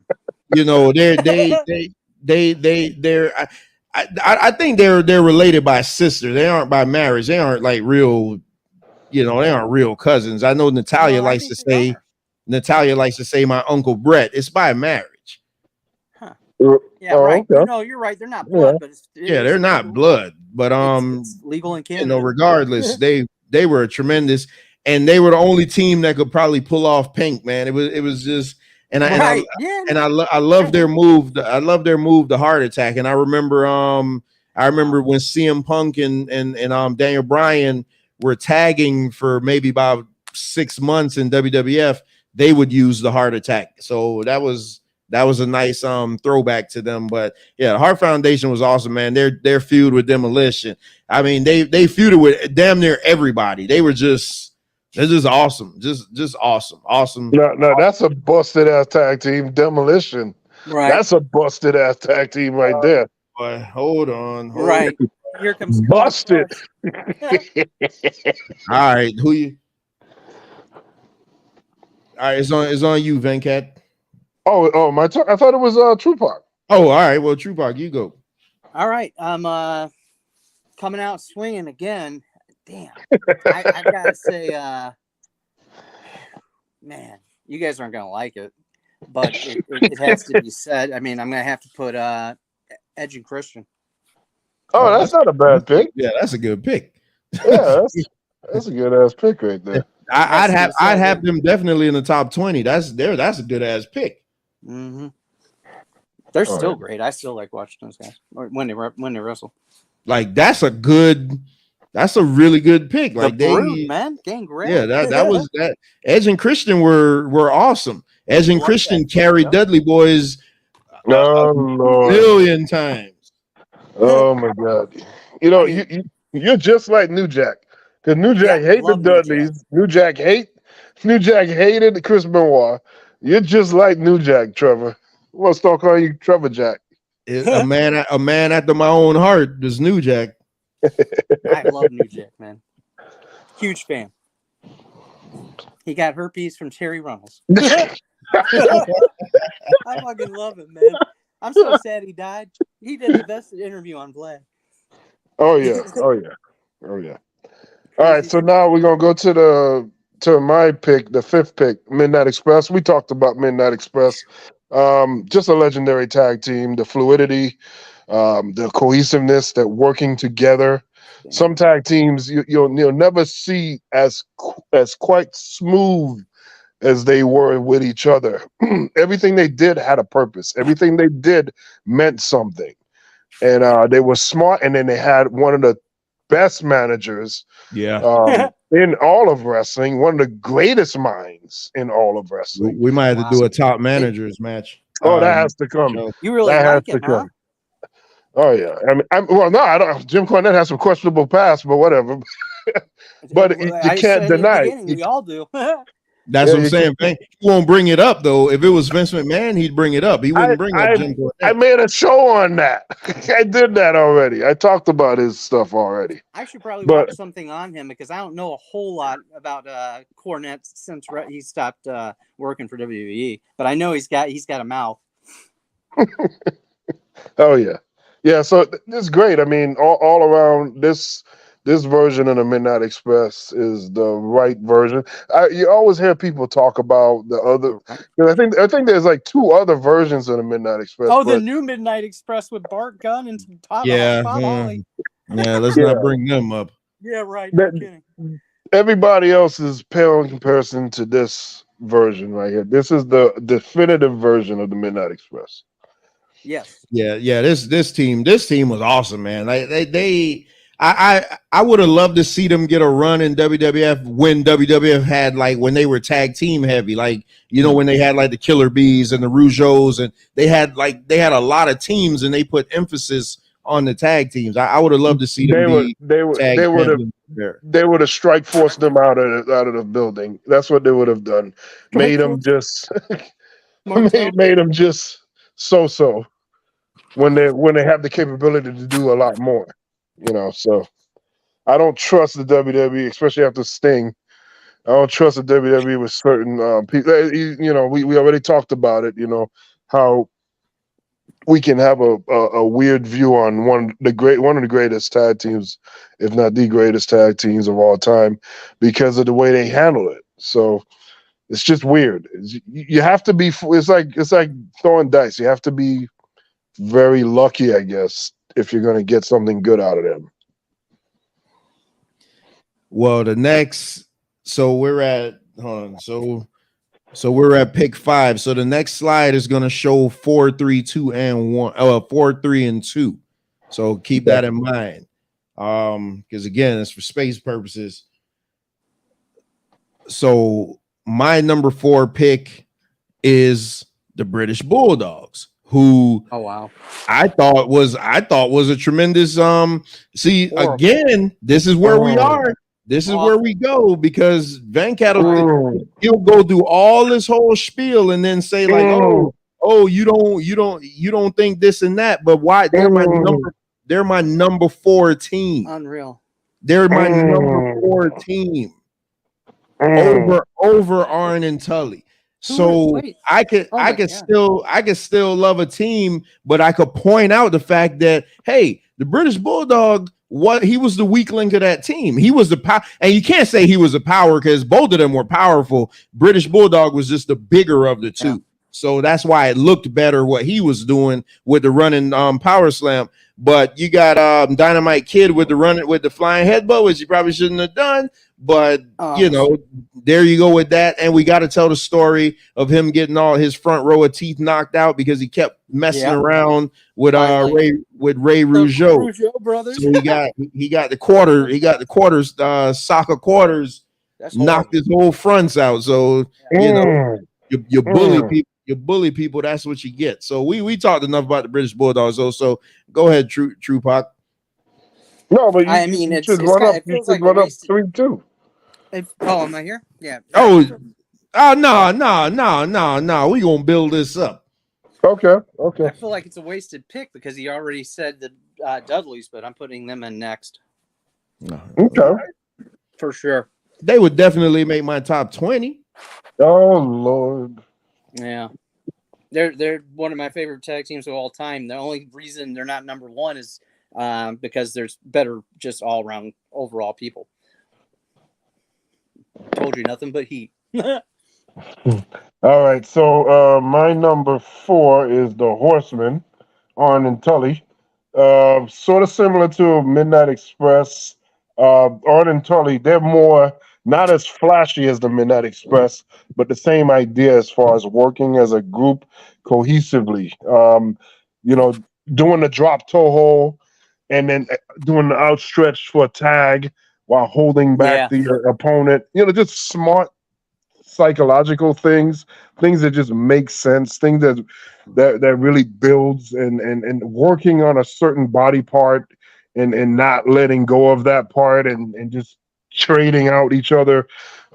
It's just smart tactical wrestling.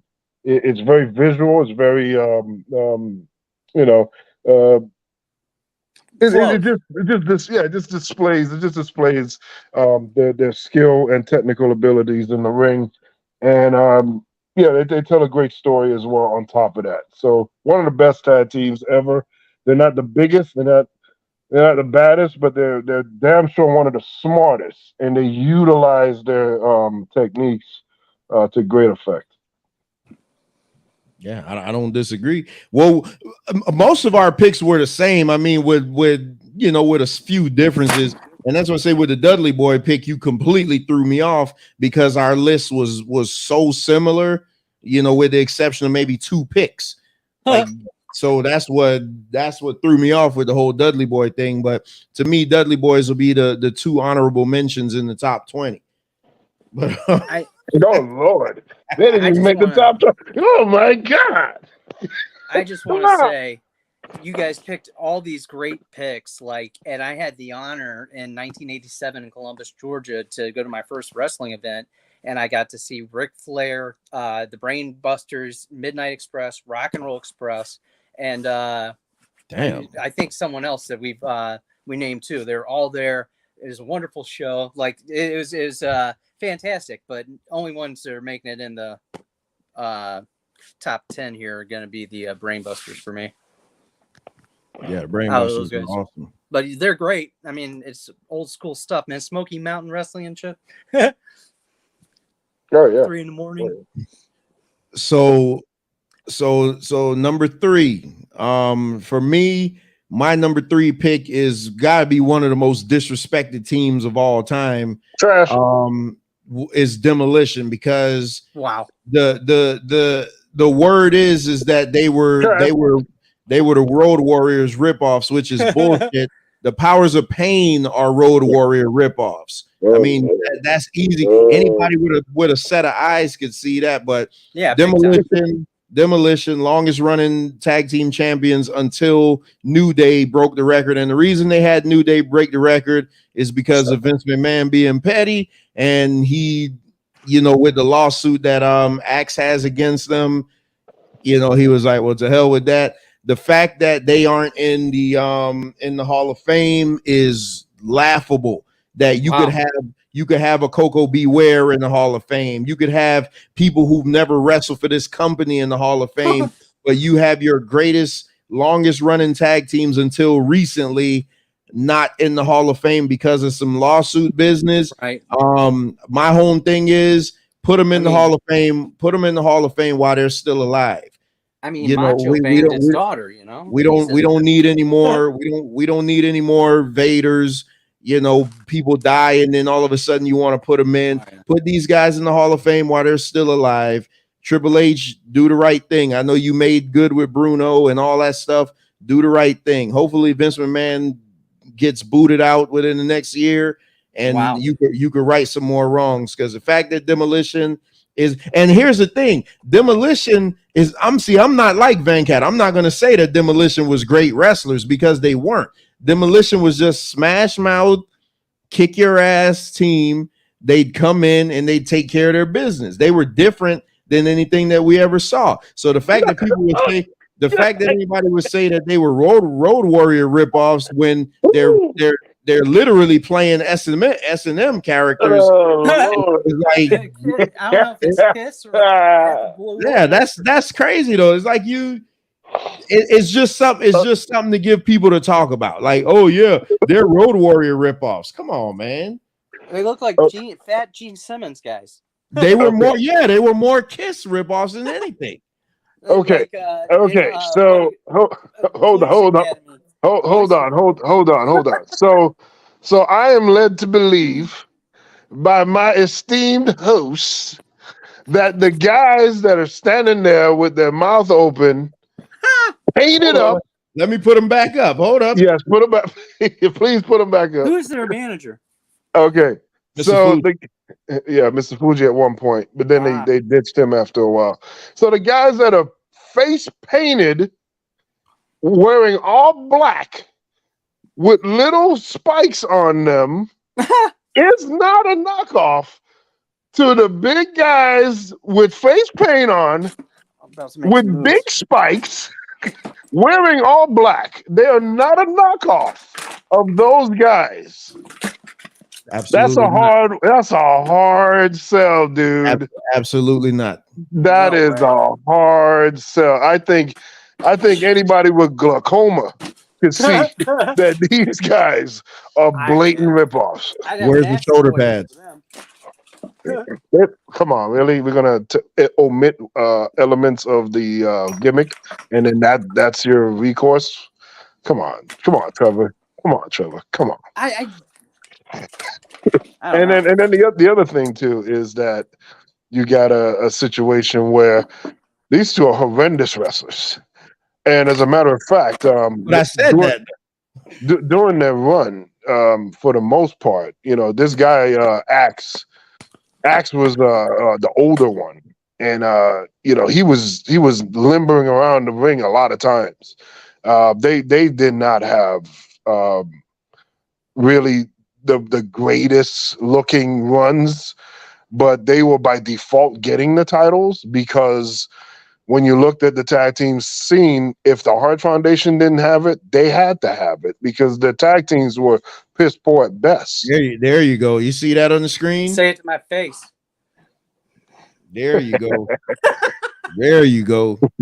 So they're an embarrassment to me. I've never drank that Kool-Aid about Demolition. Just because you present something and force it as being the best doesn't mean it is. They were weak as hell. Isn't Smash? Wasn't he the Repo Man at one point? Oh yeah, that's who it was. I mean, that's what you're dealing with. So, nah, these guys are not better than the Dudleys. They didn't innovate anything in wrestling. They didn't push the genre forward with anything else. They looked at NWA wrestling and they're like, oh crap, that's Animal and Hawk, they look cool. Well, let's do that. But we can't completely plagiarize, so let's make our spikes smaller. That's the gist of your run. And again, a bit of Uso-ness is going on here, as when you're running, you don't really have the best competition to run up against. So it guarantees you getting the strap because there's not much to go to. Again, outside the Hart Foundation can't be the champions all the time, and the Bulldogs, they didn't last forever. They broke up towards the later part of the 80s. So, I'm just saying it is a ridiculous tag team. I don't really care for them to even be in the Hall of Fame, but by default they really should because of what it meant to WWF. But when they're put up against like the wide world of wrestling, which is the complete landscape, they look like midgets out there. So he just used his whole time to shit on my pick. Hold on, before you go forward, I want to show you something. Hold on. Go ahead. Hold on, because we want to act like we want to act like Demolition was the ripoffs. Let's look at who the real ripoffs were. Tell me when you see this. You mean to tell me that? Can you guys see that? No, we don't see anything. No, I don't see nothing. Oh, hold on. I think I got to remove the. Hold on. Okay. Can you see that? Yes. Right. You tell me that the team on the right isn't the damn ripoff. Yeah, but you act like but my ass. No. You act like the ripoffs were limited to one. Oh, that's there's like dozens of Road Warrior ripoffs all over wrestling, from the indies to other leagues. I mean, the Road Warriors that's what made them great. They were revolutionary. They were very fresh, new, and inventive. That's what made people want to be like them. That's why the Road Warriors gets the nod. And the guys that are like, oh crap, that looks good, let's do that too. They're not gonna get the nod from me because they're not great wrestlers. They didn't have great matches. There's no demolition. Oh man, did you see that great demolition match? They don't really have much real power. And what did they have to offer? They were just something that was there to fill a void for the WWF, while the real deal was over in the NWA. That's what it was, and I'm not going to reward that kind of crap. I'm not. I mean, and to say that they're more important than the Dudleys, Dudleys actually did things, and they ventured out into other leagues. So you're saying that Demolition wasn't good wrestlers. That's what you're sticking by, right? The Demolition, Demolition wasn't good wrestlers. That's what you're sticking by, right? Not world class all time. They're not goats. They're not good wrestlers. They're not a good gimmick. They're not good anything. Demolition wasn't good wrestlers, correct? Right. All right. Okay. All right. That's all I wanted. The Repo Man. All right. Can you get to your pick finally instead of talking about mine for 20 minutes? Well, I mean, by talking about yours, it just propped up mine because it's the Road Warriors. The Road Warriors are. No. You're on number 3. Oh, I'm sorry. Well, we talked about the Hart Foundation. The Hart Foundation, just a great tag team. But again, Bret Hart, one of the greatest to ever do it. Jim the Anvil Neidhart, he fills his part, right? So he's a big power guy. Their version of power. They gelled and worked well with each other. That's another thing too. Axe and Smash, you don't see that kind of fluidity as far as when it comes to the tag team offense. We're gonna bend the guy over our knee and then he's just gonna come off the second rope, and that's about it. The Hart Foundation actually had skilled moves together, worked as a team, and they just came off a lot better and more genuine in the ring. The Demolition is just big, bulky, and clumsy looking. So yeah. I don't have anything else to say because they're just great. The Hart Foundation. So my number 2 pick could have been the number 1 pick, but I mean, two on this type of list is not a bad spot to be in. Number 2 is the Steiner brothers. I mean, what the hell haven't they done?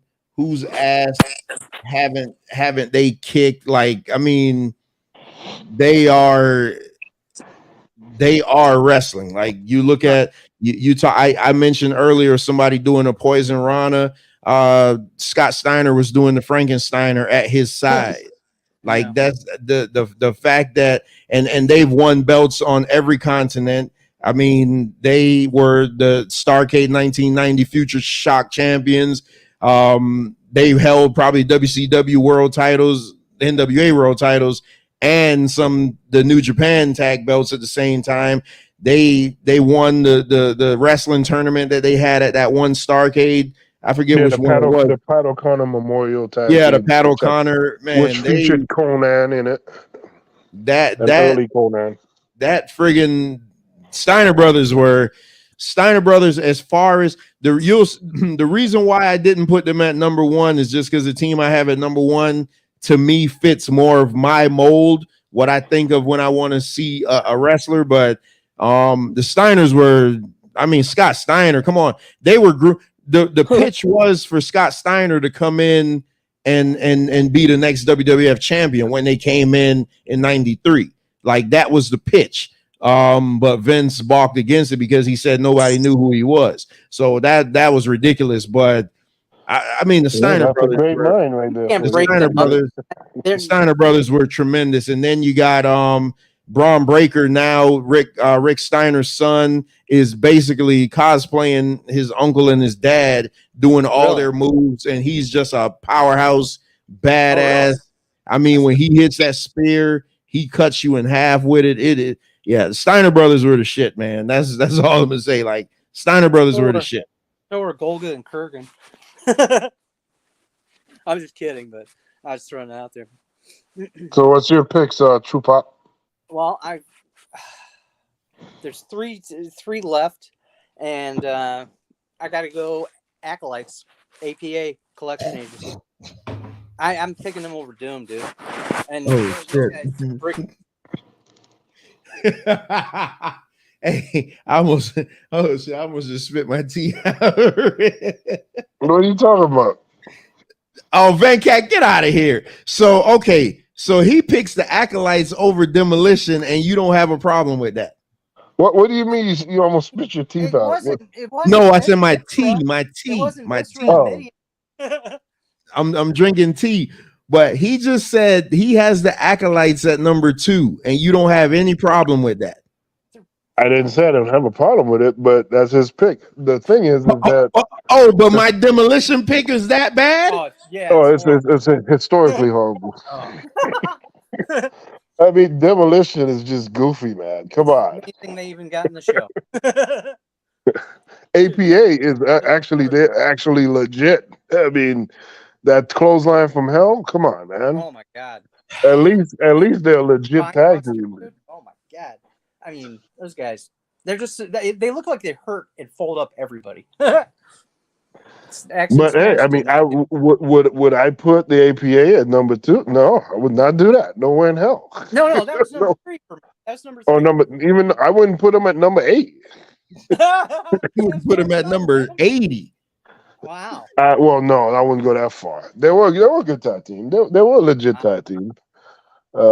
But you know, it's just like I'm balancing a lot of things in my mind when I'm doing these selections. Title reign, like how you defend your belts, how you win the belts. You know, your image, your look is a part of it as well, but your in ring is biggest part of it. So that, I mean, again, when we look at the people on the screen, man, Arn and Tully, we know their work. We've seen what they do. There's no disputing. Like all these guys on the screen, even the Dudleys, which would be the closest match to Demolition.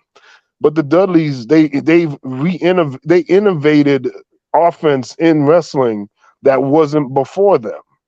the Demolition did not bring anything to professional wrestling. This is the craziest shit I ever heard. Like, I don't know how it's crazy. I'm not saying any lies. How I'm not saying. was that like exciting?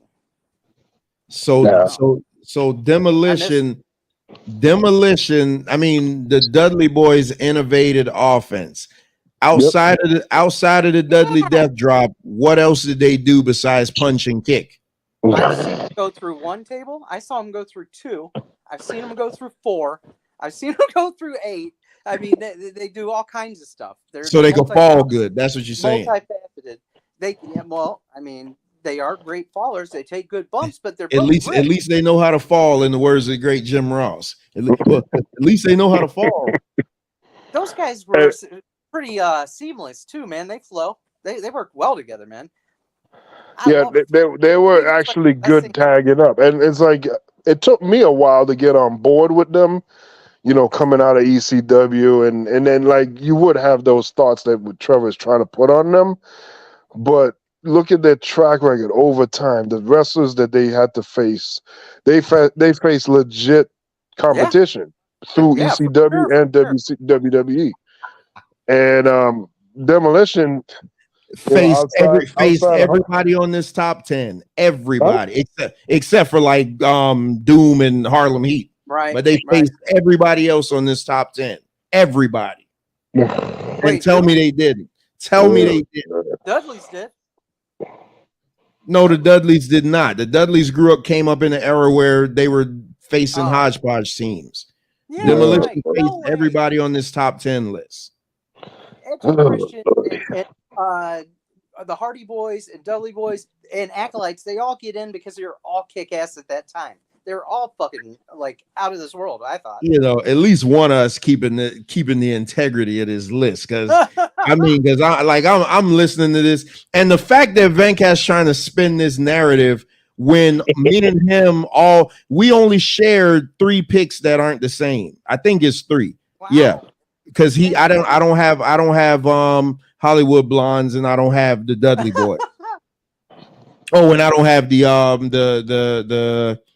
Rock and Roll. No, the mid. Who's the Bad Street USA? Freebirds. The Freebirds. So we don't share 3 picks. 3 picks are every other pick of ours is the same. But he's trying to spin to me that the Dudley Boys are somehow this great tag team. This great innovative. So did you love when they wore the suspenders too? Yeah, you love that too, huh? I liked Big Dick Dudley, Sign Guy Dudley. I liked Spike Dudley. I liked it all. The whole charade. Ever since ECW, loved it. You know, my list. I'm trying to keep some integrity to this damn list. And I mean, you guys are literally just shitting on the list. Those guys. You read that comment. Read that comment on the screen. Demolition is my team, and they deserve a Hall of Fame induction. Absolutely. I mean, because the fact that Demolition isn't in the Hall of Fame when you got, I'm not even going to shit on the other people that's in there, but when you got all these other bums in there and you don't have legit, and remember, Bill Eadie was a mass superstar. So let's not act like he's a slouch in the ring. And hold on. And Barry Darso was one of the Russians in NWA. So don't act like these are some slouches in the ring. Okay, so what I'm saying is that at the time of Demolition, at that particular time in their career, they're not their best selves, right? So as far as Smash being in NWA, being the Russian, that's a job team right there too. Now it's not like as if like he was a part of something special. The Russians were just there. That's like that's like saying the Orient Express. They were like the Orient Express of WWF. Come on, the Russians were nothing. The Demolition just doesn't work for me, man. That doesn't work for me at all. Like it was weak. It was weak offense. It was clumsy looking set up to moves and whatnot. They just weren't there. And again, their matches weren't that great. The whole point of wrestling is to have entertaining matches. See, you're the same one in other conversations that says that stresses how you don't like how everything looks so choreographed. Like the guys are just setting up for their next move. Sometimes wrestling needs to look sloppy, like it needs to look like a real fight. Yeah. You don't go on a fight and everything you do. You don't choreograph with your opponent like, oh yeah, well we're gonna do this and we're gonna do. Come on, man, get out. You're misrepresenting my words as usual. What I'm trying to tell you is that the demolitions, sloppy moves and whatnot. It isn't like, oh, they just did something and it was a little off. No, it's just like it just doesn't look good at all. It's bad. It's not a part of like the realistic looking hits and whatnot. They don't have that. They are not that type of team. Give me your number. Where are you? Give me your number 2. True. No, hold on. True Pac. Who's your number 2? Because I thought you were at number 2 also. I got True left, and it's really tough. But I'm gonna go with Undertaker and Kane. That's a good one. I mean, that's Brothers of Destruction. If they're on the same, what are we doing? What if Paul Bear's there? What if the Urn's there? You're all fucked. Purple gloves. Venkat, boy, I swear, man, you are like. I'd rather Undertaker and Kane than the Demolition. That's all I'm saying. Man, you healing it up tonight, man. I'm gonna just call you heel Venkat because you are, man. Why am I heel? I'm like thinking American Badass, chopper to the floor, Kane with the fireman. Man, this shit is crazy. So wait a minute, Trevor. So are you saying that the Brothers of Destruction are not a legit tag team? Not top 10 worthy. Who are the Russians? I'm just saying, if I had to choose between the two, I'm going Undertaker and Kane all day. Yeah, of course you are. Of course you are. I'm just saying, between Demolition. Yeah. All right, let's get your rundown on your number 2 pick because I'm who you allege is who Demolition is ripping off. Well, you seem to be the only one that never got that memo. It's very obvious. It's very obvious. So we got the Legion of Doom, the Road Warriors. They were NWA International Tag Team Champions one time, AWA World Tag Team Champions one time, NWA National Tag Team Champions 4 times. They helped take down the ring after SummerSlam once. What's that? They helped take the ring down after SummerSlam once. What else have they done? And NWA World 6-Man Tag Team champions with Dusty Rhodes. I believe they did it with Nikita Koloff as well. NWA Tag Team Champions, NWA Jim Crockett Senior Memorial Champions in '86. They were the Iron Man team in the tournament in Future Shock Starrcade '89. The WWE. Wait a minute, they won that tournament? I thought it was the Steiners that won that. Brutal. No, the Steiners won the match against the Road Warriors. Okay, but the Road Warriors had more points at the end of the event. We gotta watch that show again. I love that damn pay-per-view. I wish they would do it again. Like to be able to get on pay-per-view the top 4 tag teams and the top 4 singles wrestlers, and now you have all these dream matches that can happen in an event like that. That was just awesome. That's the first time we saw Sting versus Lex Luger. First time we saw the Road Warriors against the Steiners. Just great matchups. I'm gonna go watch that. I'm gonna watch that when I get some time. I mean, I can't do it this week, but can you clarify whether it was during Draws's stint there or No, we're talking about the legit Road Warriors. I didn't know. You know, the Iron Man Road Warriors. Yes. Would have put Owen above Anvil with Brett, even though they were always fighting. When I saw you guys pick them, I at first thought you were going for Owen, man. Anvil was sweet, man, but he wasn't that sweet. I'm sorry. I'm throwing stuff out there. I apologize. I don't mean to be kicking people's picks. They're all excellent wrestlers. They just shouldn't all be in the top 10. We have All some. right, Trevor. We agree to disagree. I'm sorry. All right, Go ahead, so Trevor. all right, so down to the nitty gritty. I mean, I mean, there's no surprise here. This is the worst kept secret. My number one pick is the Road Warriors. Like, there's no when and it was a hard pick. It was hard between them and the Steiner brothers, because the Steiner brothers are legit. Like, if you just want to say teams, the Steiner brothers are the best team, but the Road Warriors have that badass "I'm gonna kill you." There was no flash to their matches, no finesse. They'd come in, they'd make the shit hurt, they'd hit you with that doomsday device, and is wham bam, thank you, ma'am. I loved when they stuck Dusty Rhodes in the eye with the spike. I mean, like, the Road Warriors is what you want to build a baby face to. Like, you can't have your baby face always running from everybody and always taking losses, and you can't have your baby face that just I mean, they take loss after loss after loss. The Road Warriors would come in, they're the badass baby face, they beat your ass, and then if in the event a heel would get them down, then you know that they got some payback coming. And like, they were the best. Like, I mean, yeah, Venkat already said it. I mean, they won another one that won titles on every continent. They were AWA champions. They come on, man. Road Warriors. They're the only tag team to win at the time the three major leagues, AWA, NWA, and WWF. They were the only tag team to ever do that. Yeah, they were awesome. Say that again. They were the first and only team to win the AWA tag team, the NWA tag team, and the WWF tag team. Okay. So wherever they went, they won, pretty much. What's your number one? Well, my number one is on the screen right there. It's the Steiner brothers. Wow. Put my Steiners up.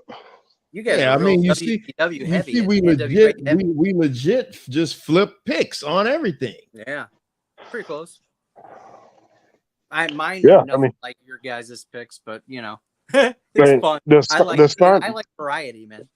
The Steiner brothers are the most legit tag team here because they were actual amateur wrestlers and they moved up to professional wrestling.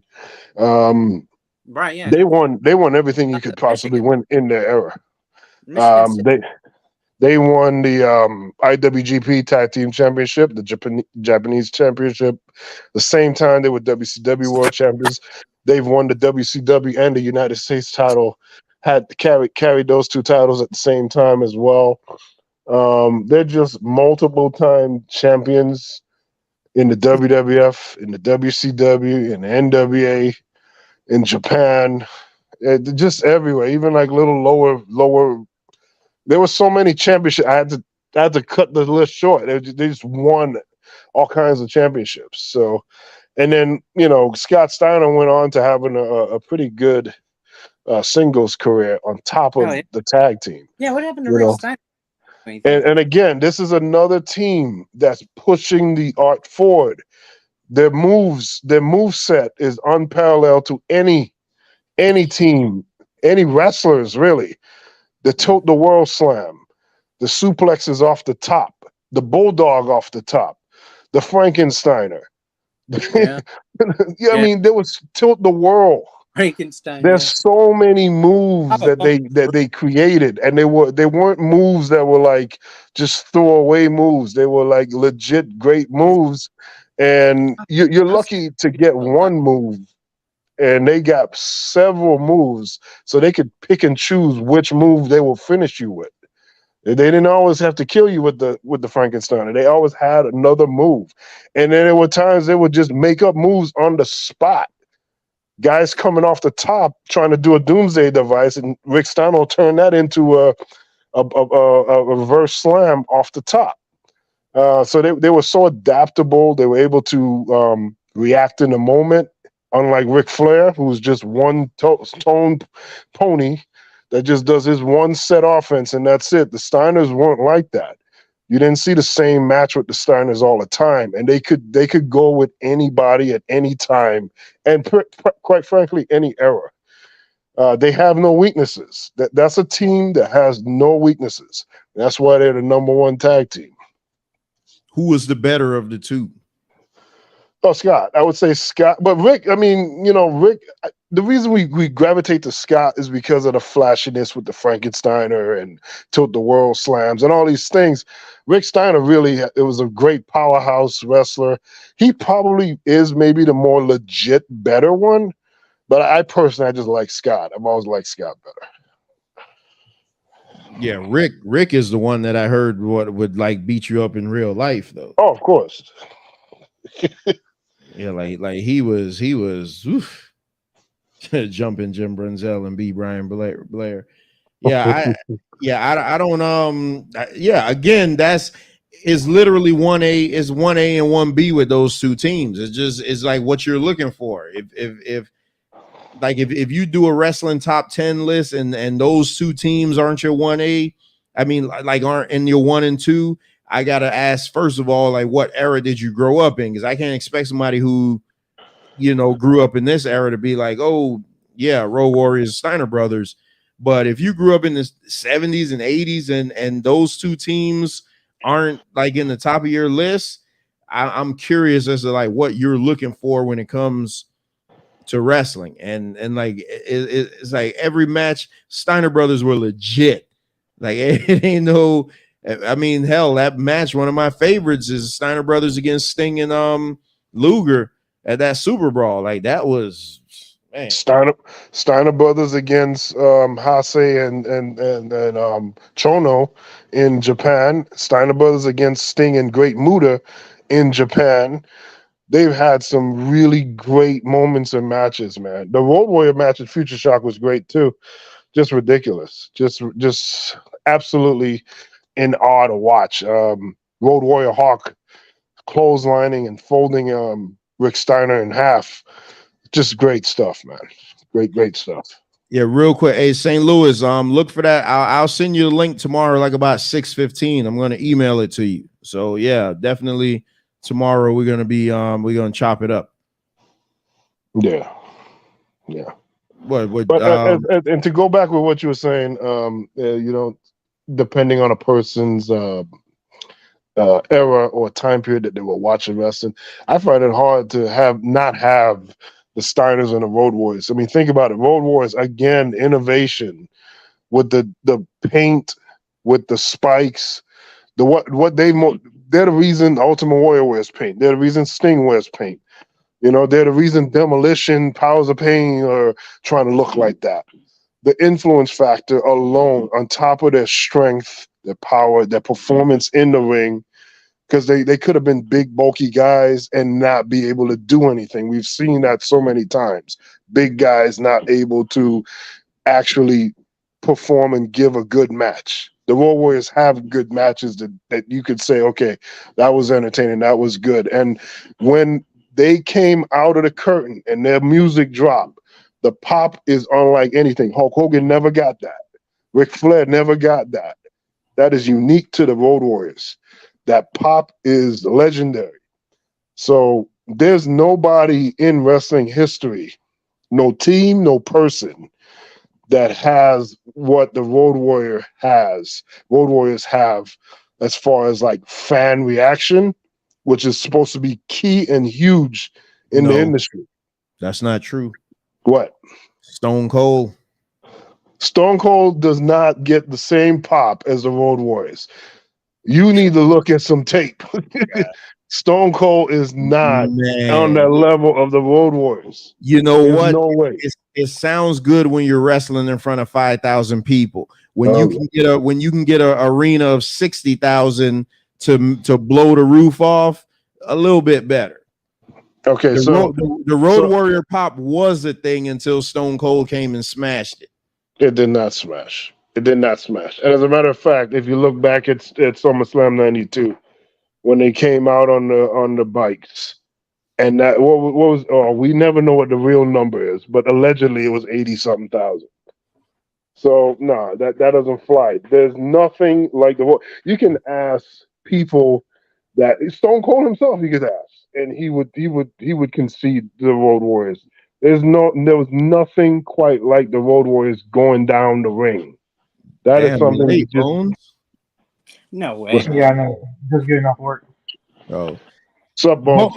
Bones, answer me this question. Are you aware of the Road Warriors like in their heyday? Oh yeah, I got them probably as the best tag team. Yeah, they're my number one. But do you have so you're aware of the Road Warrior pop, right? Yeah. Do you think so? Venkat is saying that there's never nobody ever single tag team or whatever got a bigger pop than them. So when I bring up the name Stone Cold Steve Austin, he says absolutely not. So he's saying that Stone Cold didn't get as big of a pop as the Road Warrior? Exactly. I disagree.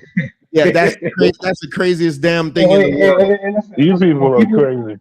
Listen, when people heard that glass break, everybody went nuts. Hey, I would go nuts right now if I heard that glass break. I screenshotted my clock today at 3:16. The pop that the Road Warriors were getting were way bigger.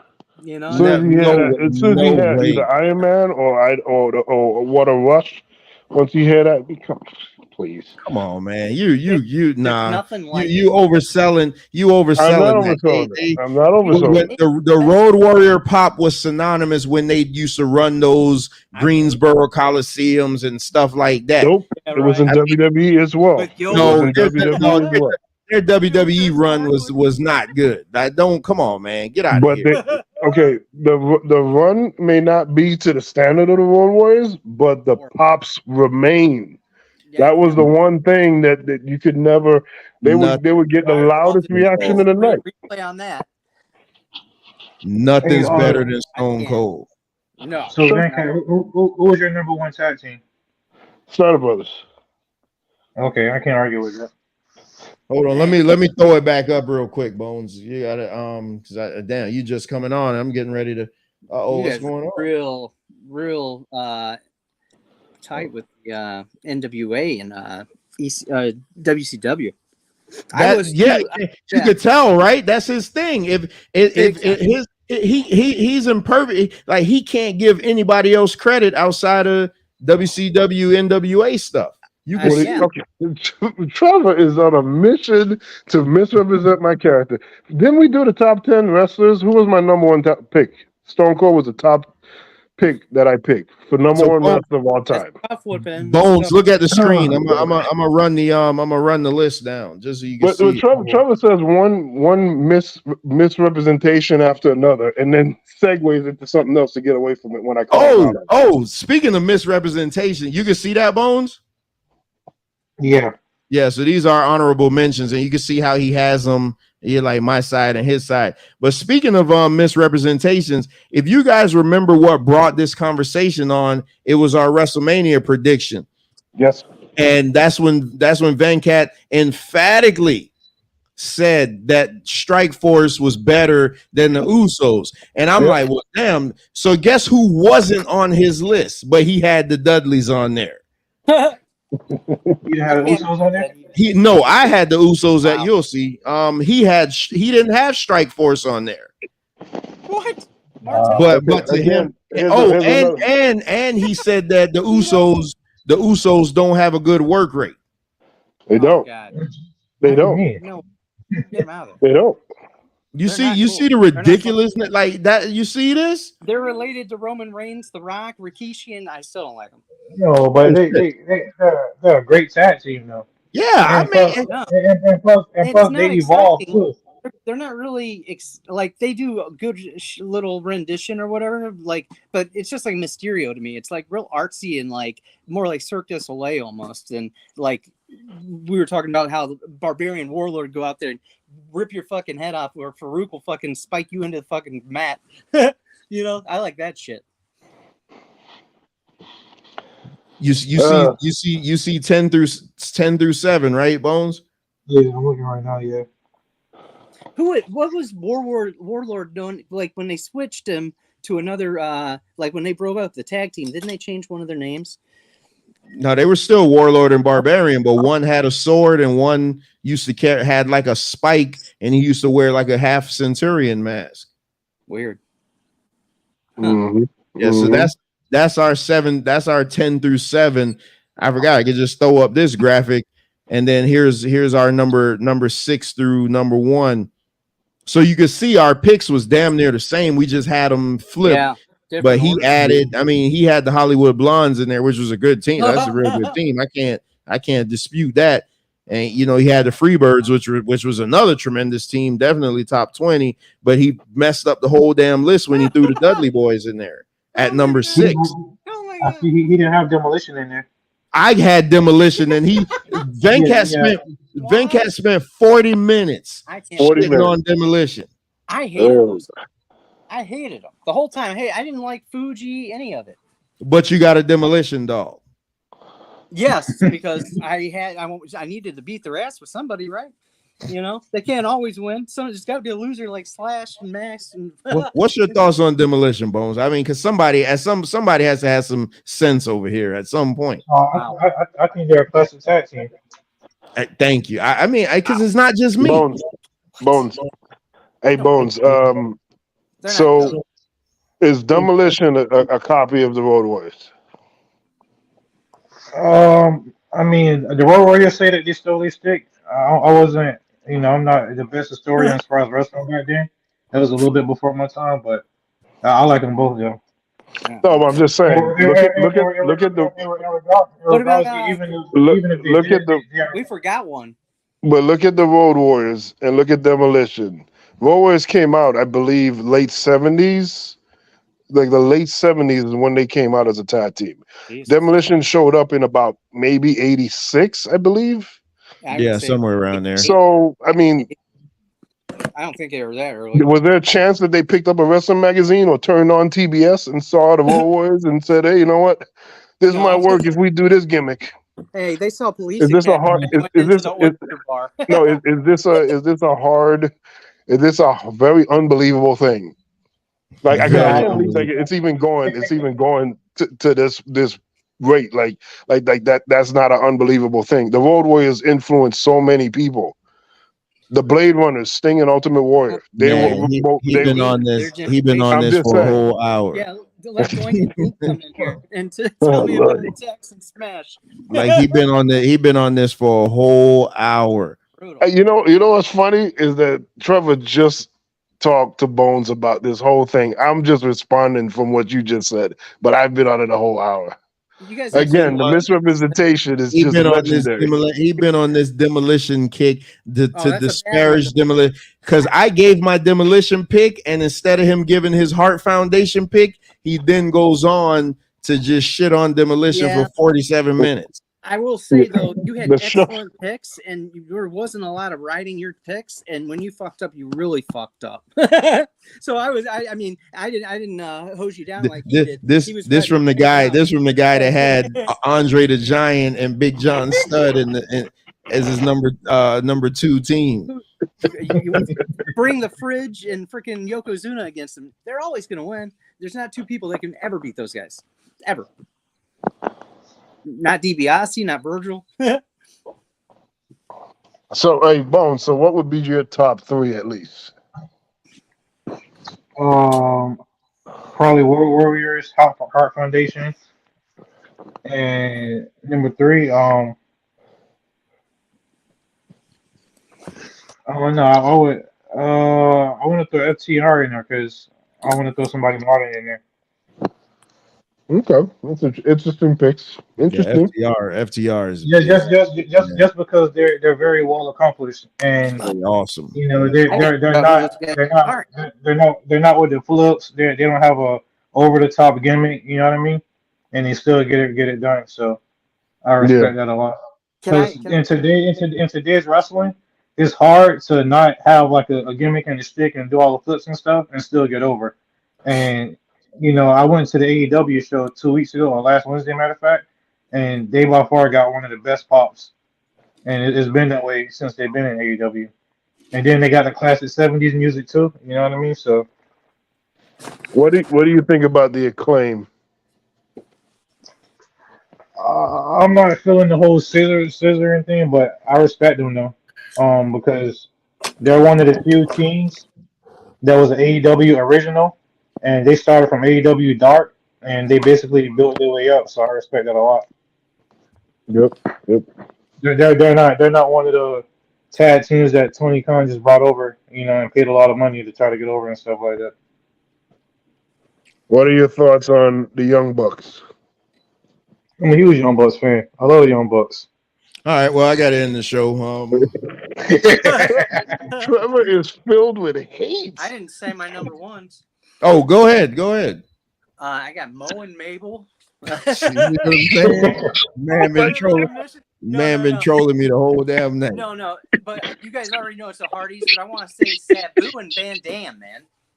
Oh yeah, that was a good tag team. Those guys were fucking awesome. Now, I'm a huge ECW fan, so of course I'm gonna be biased towards that one. It's history.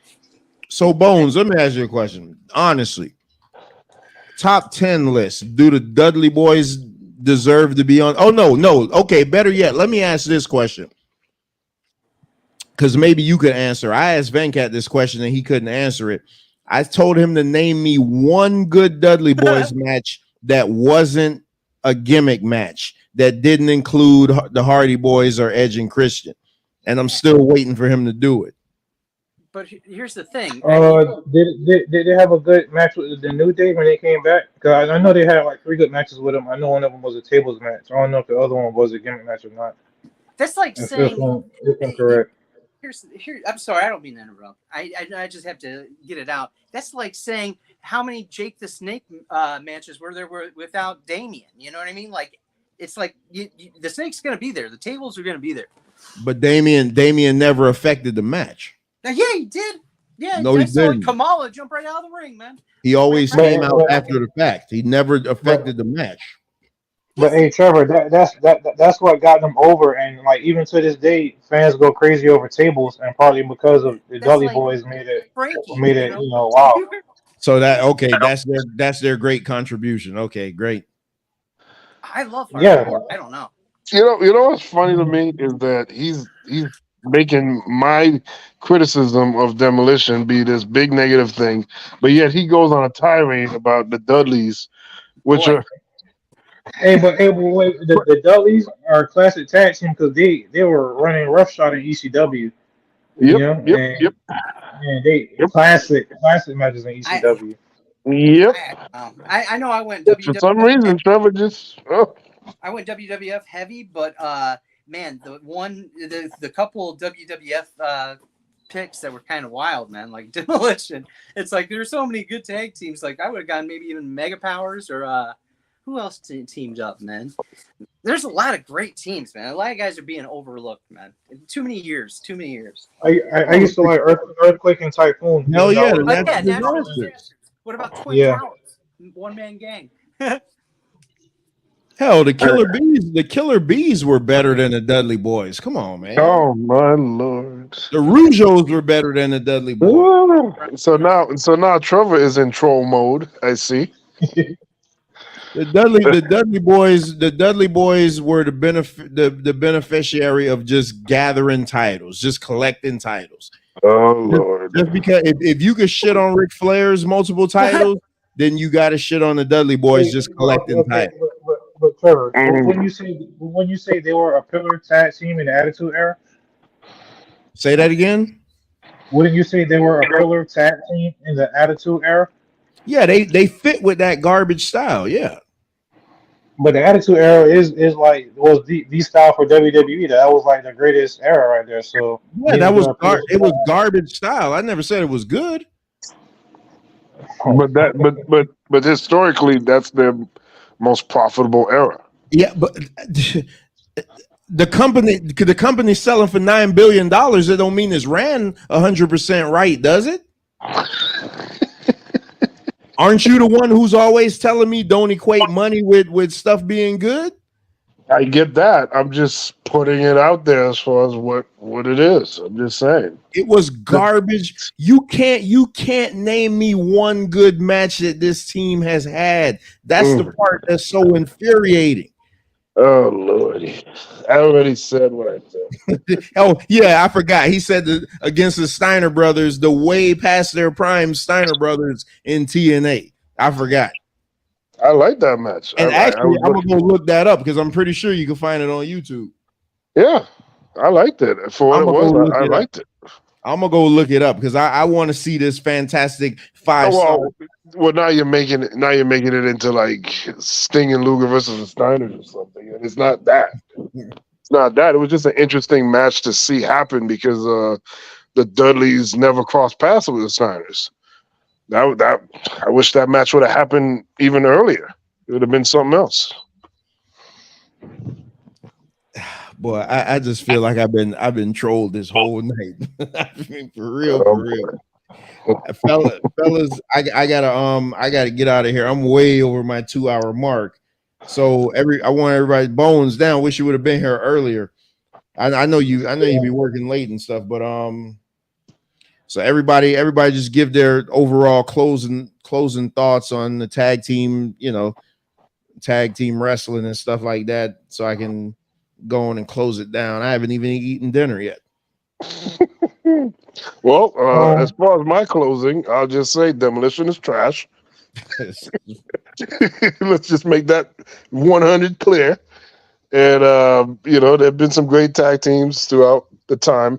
I'm judging from not just titles. I'm judging from in-ring work. I'm judging from image. I'm judging from their capability of what they can do.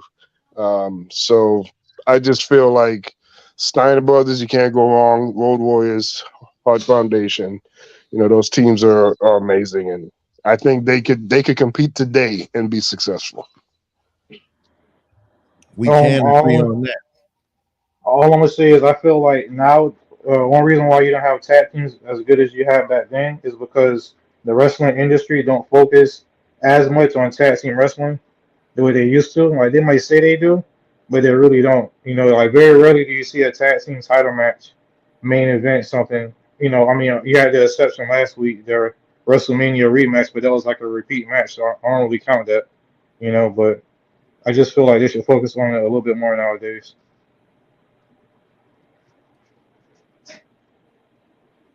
You there, Action Smash? What'd I say? Killer bees in the trap. You there, Top Trupac? I'm here. Yeah, my bad. Can you hear me? Yeah. Okay, I'm sorry. In closing, I would say that you guys had some excellent picks. I just think that the WCW and NWA and AWA eras, they didn't have the it was kind of gritty. Like it was real trailer park, Smoky Mountain Wrestling. I get it. I grew up in Alabama and Georgia. Okay. But I like the show, man. Pontiac Silverdome. Like there's things that came with that. So but I also love hardcore. Neither one of those things are really like the show, and the hardcore side of things really don't compute into the actual like Bob Backlund or Lord Steven Regal styles. You know what I mean? Like I like a different kind of wrestling. That's all I got. That was actually a good take though. Because everybody always says that WCW, well, I keep saying WCW, the NWA style was that, the low lighting and the more gritty, my favorite belt, but that hardcore belt between Al Snow, Bob Holly fighting in the Cuyahoga River. I mean, that shit was great. Crash Holly coming out. You never knew who's going to pin who. I don't know. Steve Blackman comes in with the kendo stick. I don't know. I like that craziness, man. No rules. You for the chaos. Yes. Yeah, I love chaos. Yes. All right. Well. Well, we got that's another one in the books. I appreciate you guys coming through. Thank you. I got to do this again tomorrow. I got another show tomorrow, man. This will be awesome. my fourth straight show coming up. So Trupac, you're always welcome. Just subscribe to the channel. We'll be back here. We'll be back here Wednesday. I don't know what next week's topic is going to be. Me and Venkat will discuss that, but definitely welcome. Bones, always you welcome over here.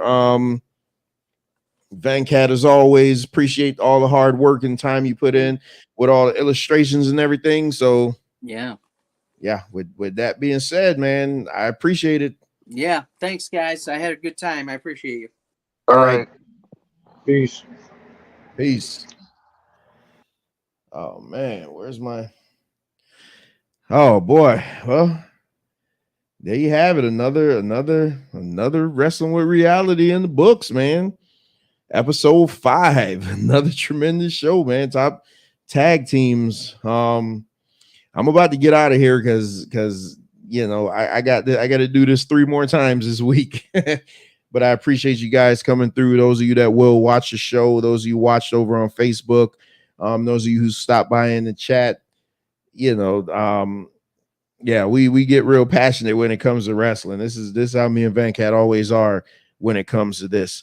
So I see you guys again tomorrow at 6:35. I'll be interviewing St. Louis of Truth TV, and we'll be talking about the Christian church. Is it helpful or hurtful? So that should be a real good conversation. And then Friday night, me and Nini most likely will have something in store. We got a couple of surprises coming up next week. That's all I'm going to say. Look for the premieres showing up, but we got some surprises in store that just subscribe to the channel so you don't miss it. It's going to be awesome. We're going to have some conversation starters. So to everybody that's watching, everybody that tuned in, everybody in the Straight Talk Society, I'll see you on the flip side. See you tomorrow. Remember, in closing, I always leave you with these words. Always seek out the truth for yourself, because if not, you'll fall victim to other people's interpretations of them. And with that, see you tomorrow. Peace. Now the whole world can acknowledge me. You'll get the shit. You'll be knee deep in the shit. I'm gonna take you home. What?